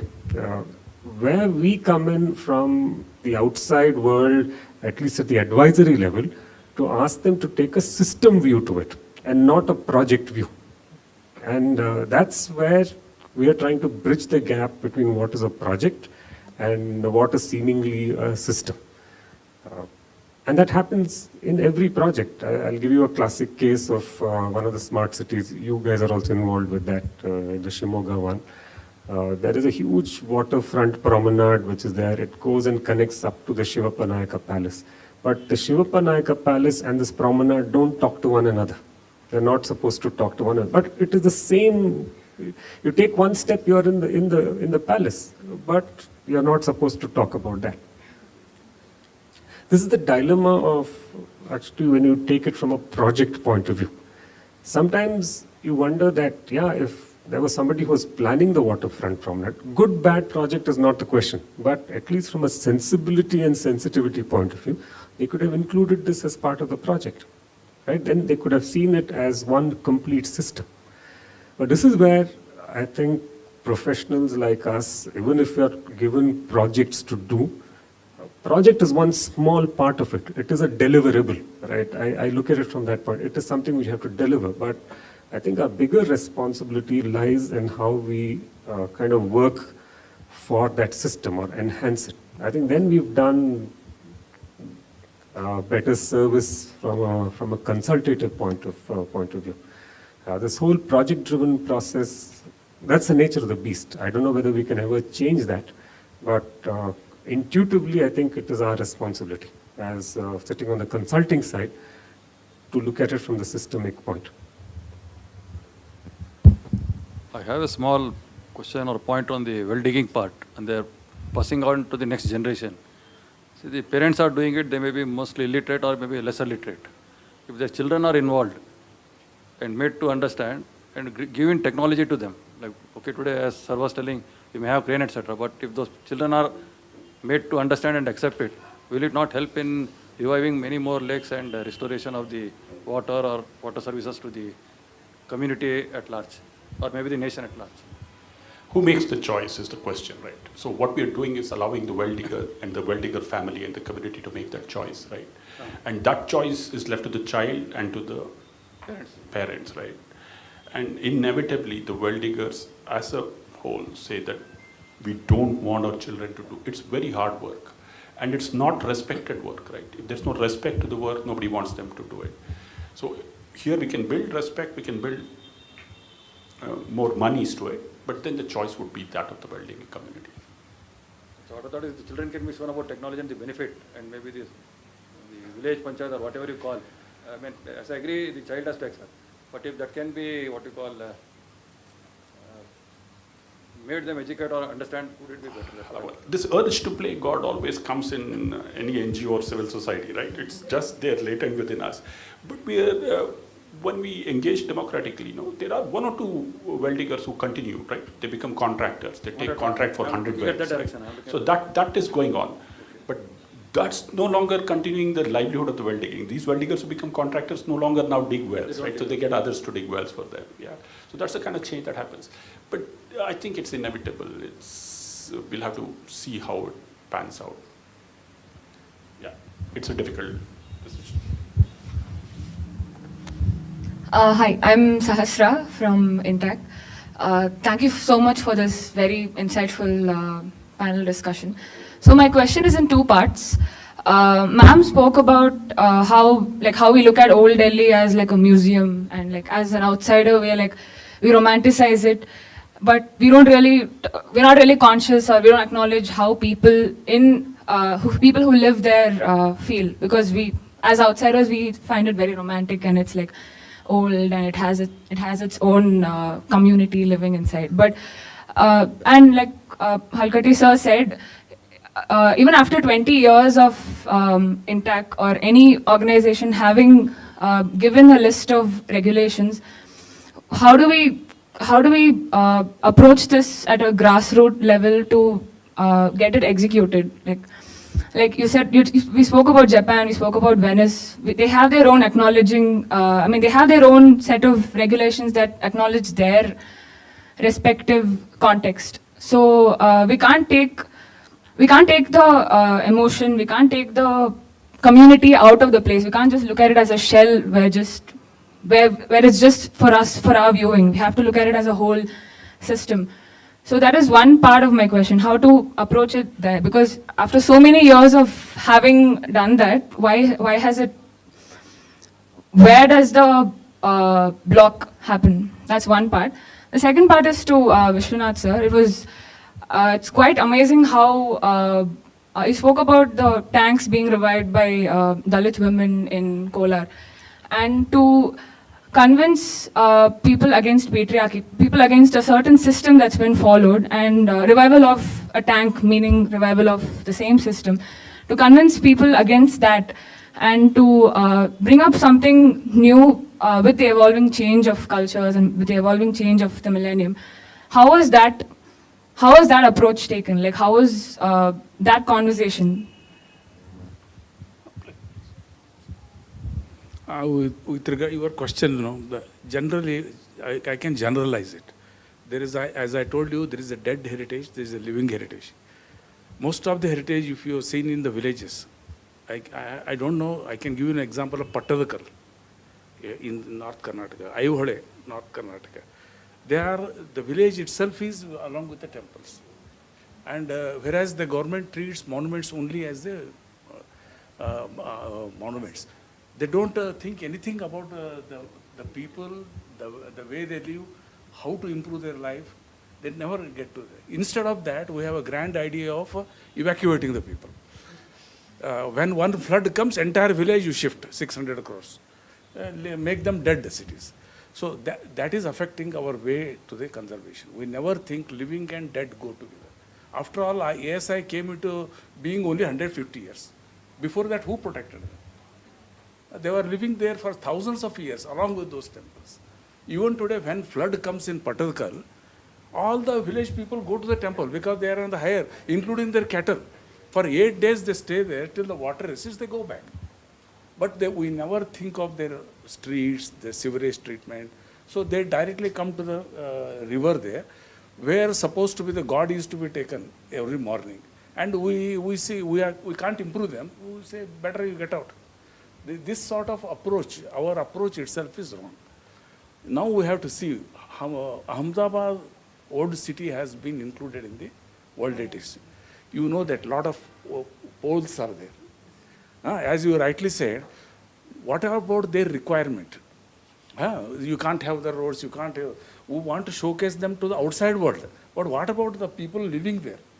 When their family grows away, when these other needs are there, are we addressing this? Is an interesting point to observe with regard to that. But generally, this lacuna is there. How to address, we don't know. So far, we have not been able to.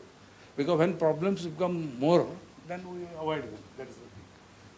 Sir, can I just add? So even though Japan has done a lot of work, it is extremely commonplace to find Japanese older houses in a ruinous state. They have been abandoned, nobody wants them. It's like the little towns in Italy, you can go and buy an entire village for $1. It's just that. So it's happening everywhere. So this question was to seize opportunities, right? During COVID times, there was a lot of money given for people to get rations, right? So in this village, we said, okay, instead of distributing rations, let's use the money to generate livelihoods in the village itself.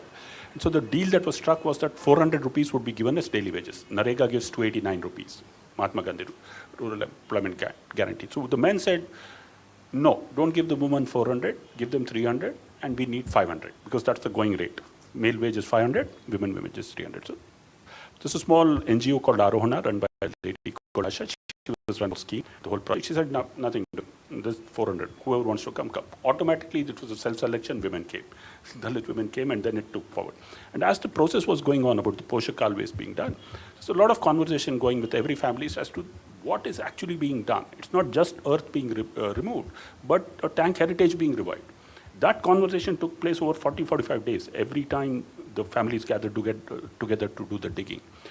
And so in Narega, they would have done 1 meter cube of work per day. That's the mandated requirement. And if you do 1 meter cube, you can go home, right, for the 289.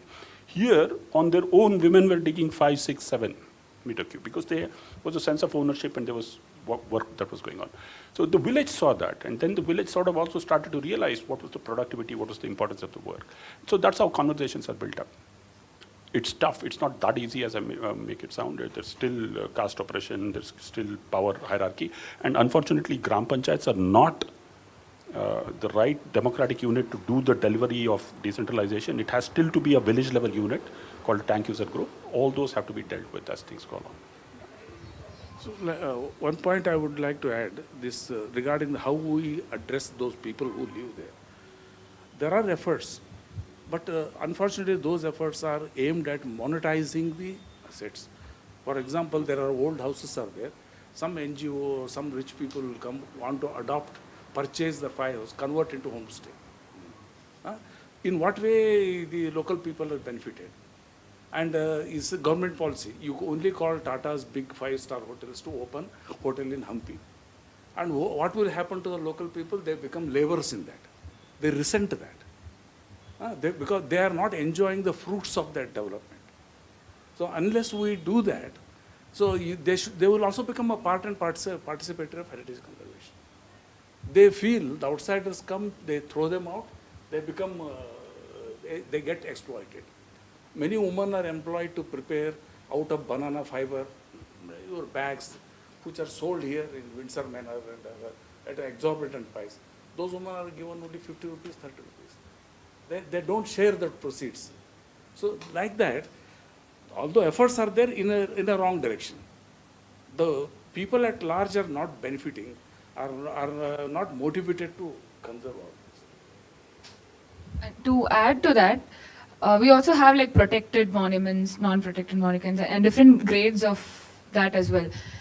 There's a huge imbalance between tangible and intangible heritage there itself. Like the problem is that it's separated. It should go hand in hand. That's from what we have. I'll just give you one example because it's very difficult to resist, and I'll have a go at ASI also. Chand Bawdi is the deepest step well in the world. Chand Bawdi in Rajasthan, very close to Jaipur.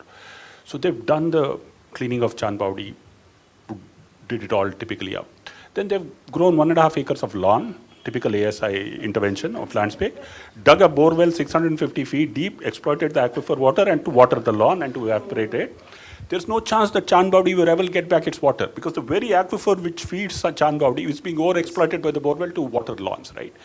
So how do we get a holistic thinking, which Anub was pointing out, a systems thinking to say, what is it we want to retrieve? You know, the skeleton is there, the soul is lost. That's the whole phenomenon. Thank you. There's one thing I want everyone to listen to. Don't keep digging holes in India's armor. Don't. Because people here are trying. Just don't keep thinking they're doing it better in the West. I'm telling you as a person who spent 20 years there and who's going back to work more there eventually, it has enough holes. It has so many holes which they learn how to hide. So don't just think that you guys are doing a bad job or anyone or Intact's just doing this much or ASI is just doing this much. Don't ever think that, please. Just remember you're doing your best just like everybody else and the same issues are everywhere but nobody talks about it. Indians have this capacity to get up and say, we are corrupt and we are this and we are that. And you'll find Indonesian, Malaysians and Indians getting up and saying, we are the most corrupt. And I'll give you evidence. There is so much corruption in the Western world, you have no clue. It just happens in very, very nice, subtle ways. It doesn't have very sophisticated. So... But also expand what we define as heritage, right? So when you go around and see a farmer plowing his field with bullocks, it's a heritage now, which is gone almost, right? So even that, we're able to get 5 farmers to continue to use bullocks to plow their field is a heritage preserve, right?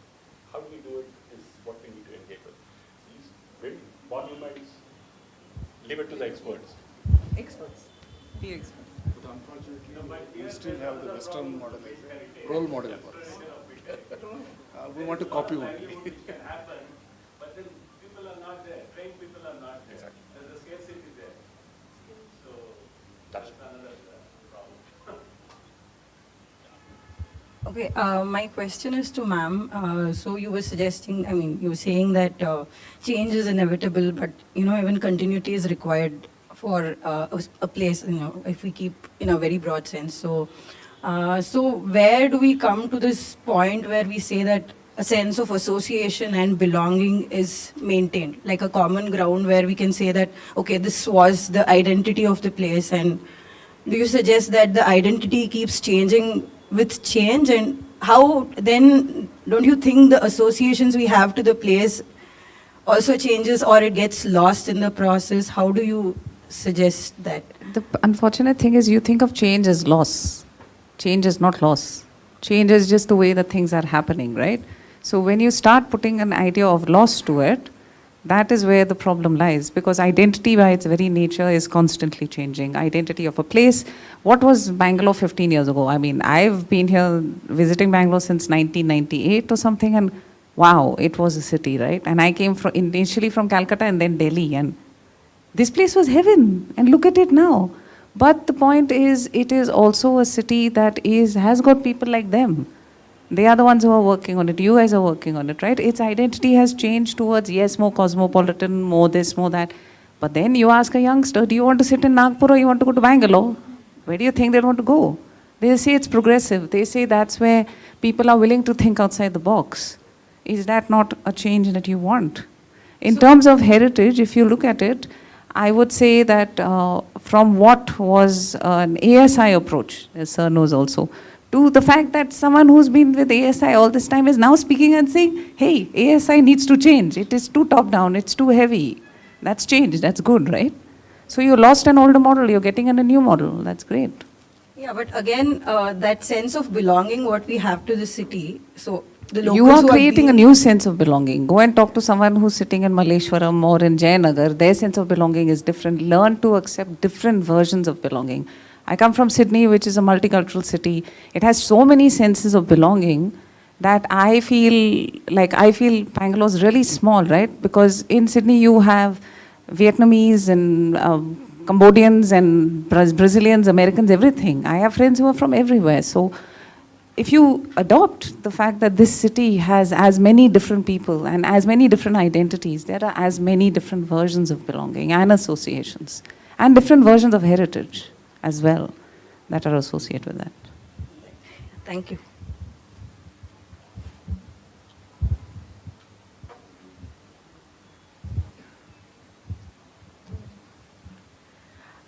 This is from academician point of view. Here we all are gathered because we all have an inclination towards heritage, or we are trying to understand heritage in a better way. So there is an inclination already there. But at very foundational levels, where students and young minds, they are being very resilient to the idea of heritage. For them, the idea of being sensible towards heritage, that link is missing somewhere. In colleges, in their very initial years, for them it doesn't strike that, okay, this is a heritage building. We have a site which is very close to a precinct, which is an old part of the town. But it's okay. Why should I respect these factors? I will make something which is completely contradicting to its very essence of the site. So can you suggest some ways where we can sensitize or make these students okay. First and from foremost, the base level? okay. Look at the Burra Charter in Australia. It very clearly says that if you have an old building and you're trying to build something next to it, ensure that the new building looks like new, that it doesn't look old. So there is, and I will very happily say that Australia does have that nailed down very well, that every time you're building next to an old building, you have to ensure that it looks new so that it stands out as new. It doesn't mimic it, it doesn't copy it, first and foremost. Secondly, as I've taught in Australia a bit and I teach here also, I think the link that is missing is always the fact that how much do students actually understand history? Heritage is nothing without history, right? So how much are you actually teaching them about history? I remember in my college years in Delhi, we fell asleep during history class, seriously. Okay, it was just like one. But when we had studios which took us to Old Delhi and said, this is Red Fort or this is Jama Masjid and you're building around it, then we woke up, right? So that depends again how much your studio guides are taking you to such sites to actually get you engaged with that context. But that link of history, as an academic, I will tell you also as an educator, history is taught so badly, you just go to sleep. And that's the sad part. And as Meera, I mean, from her previous conversation about the book, as she was saying, archives are amazing. If you look at them, they have so many anecdotes. They're so interesting if you actually want to read letters. That someone in, you know, when the British were here and one lady is writing this amazing letter to someone else and, you know, it's got all these details that you can actually use. And when in, say for instance, while I work on heritage reports in Australia, for instance, in Sydney, when we're looking at histories, we pick up on these things. We have to include this because you have no other evidence otherwise. So the history aspect, I think, I'm sure others can add. I just have two quick answers for you. One is there's a Ayurvedic medicine called Triphala. If you take it daily, it'll get the sense of heritage and history into you. The only problem is you have to take it for 30 years, right? Before it starts to show its effect. I'm just joking, because that's the sort of long-term thing about it. But as a youngster, let me tell you, the burden is on you. It's not on us to answer this question. I think everywhere, wherever those who are interested should build their own interest, but also should spark the interest amongst at least 5 of us, right?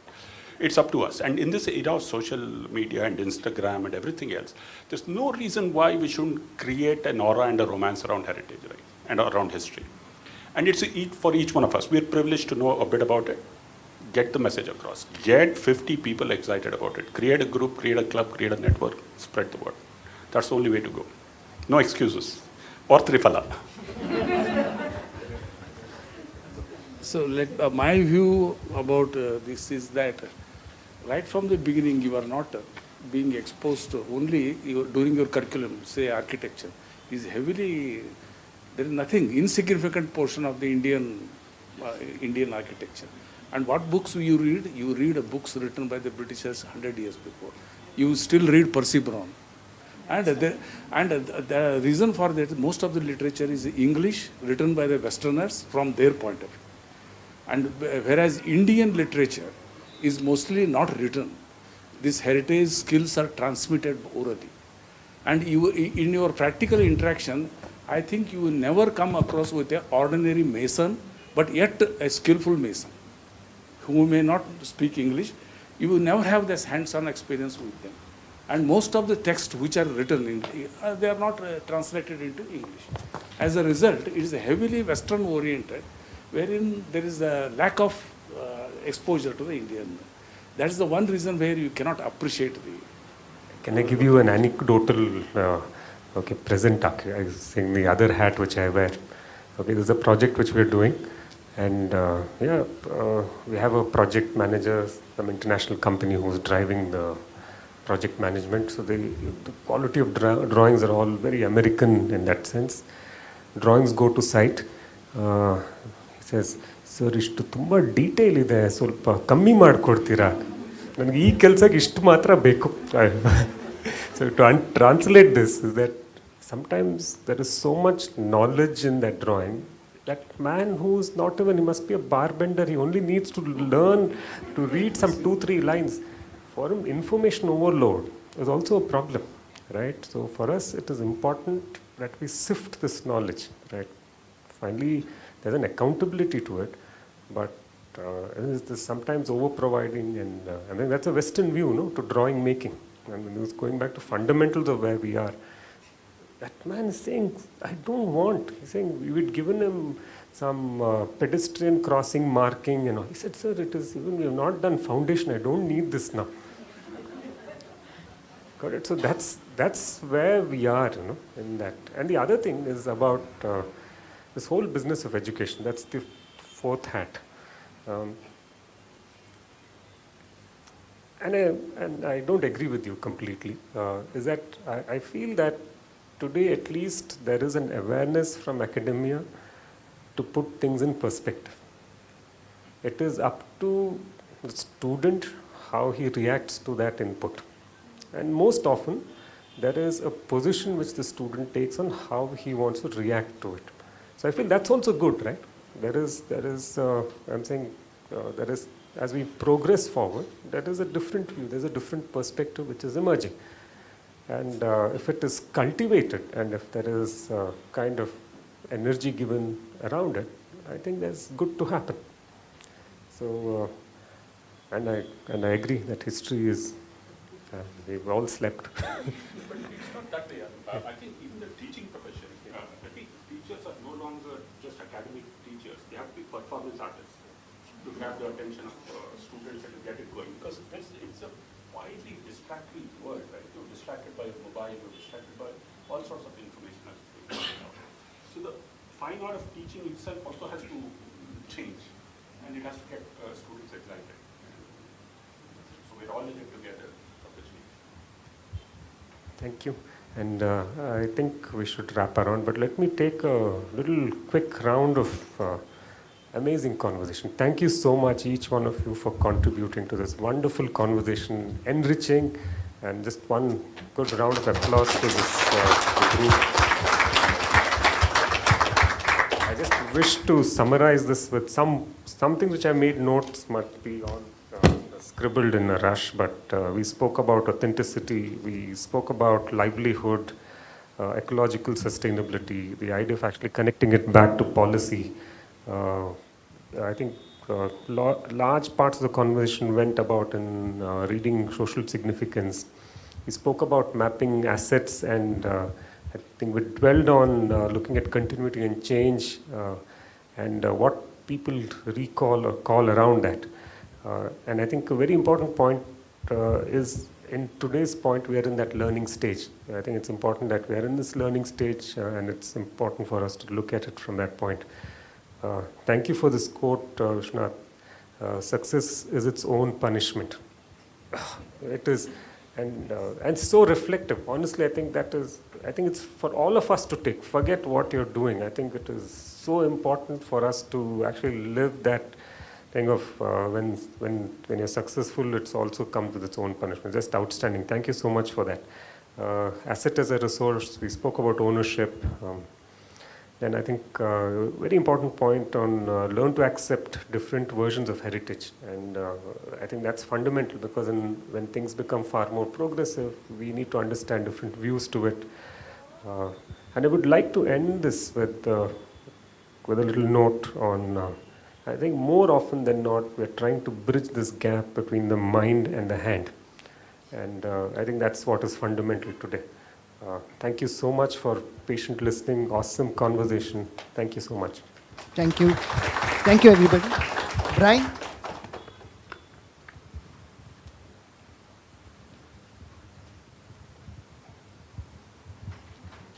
We have Brian and Akshara on behalf of Triple ID. Mementos to the guests, to the panelists. Thank you so much. Thank you all the panelists.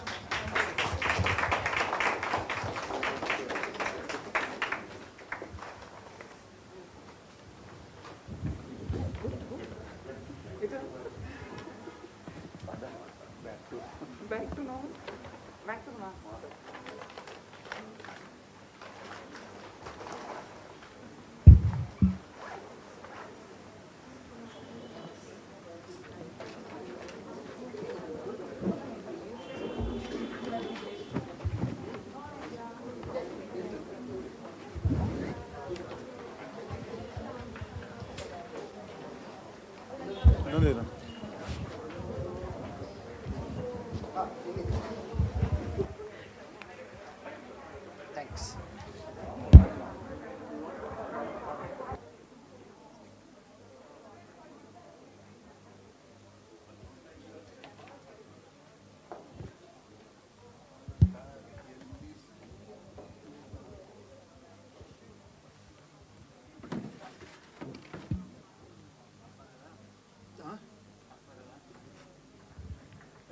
ಕೇಳಪ್ಪ ಯಾರನ್ನ ಕೇಳ್ತೀಯ ಅಂತ ನಮಗೆ ನಾವು ಹೀರೋಗಳು ಅಷ್ಟೇ ನಮಗೆ ನಾವೇನು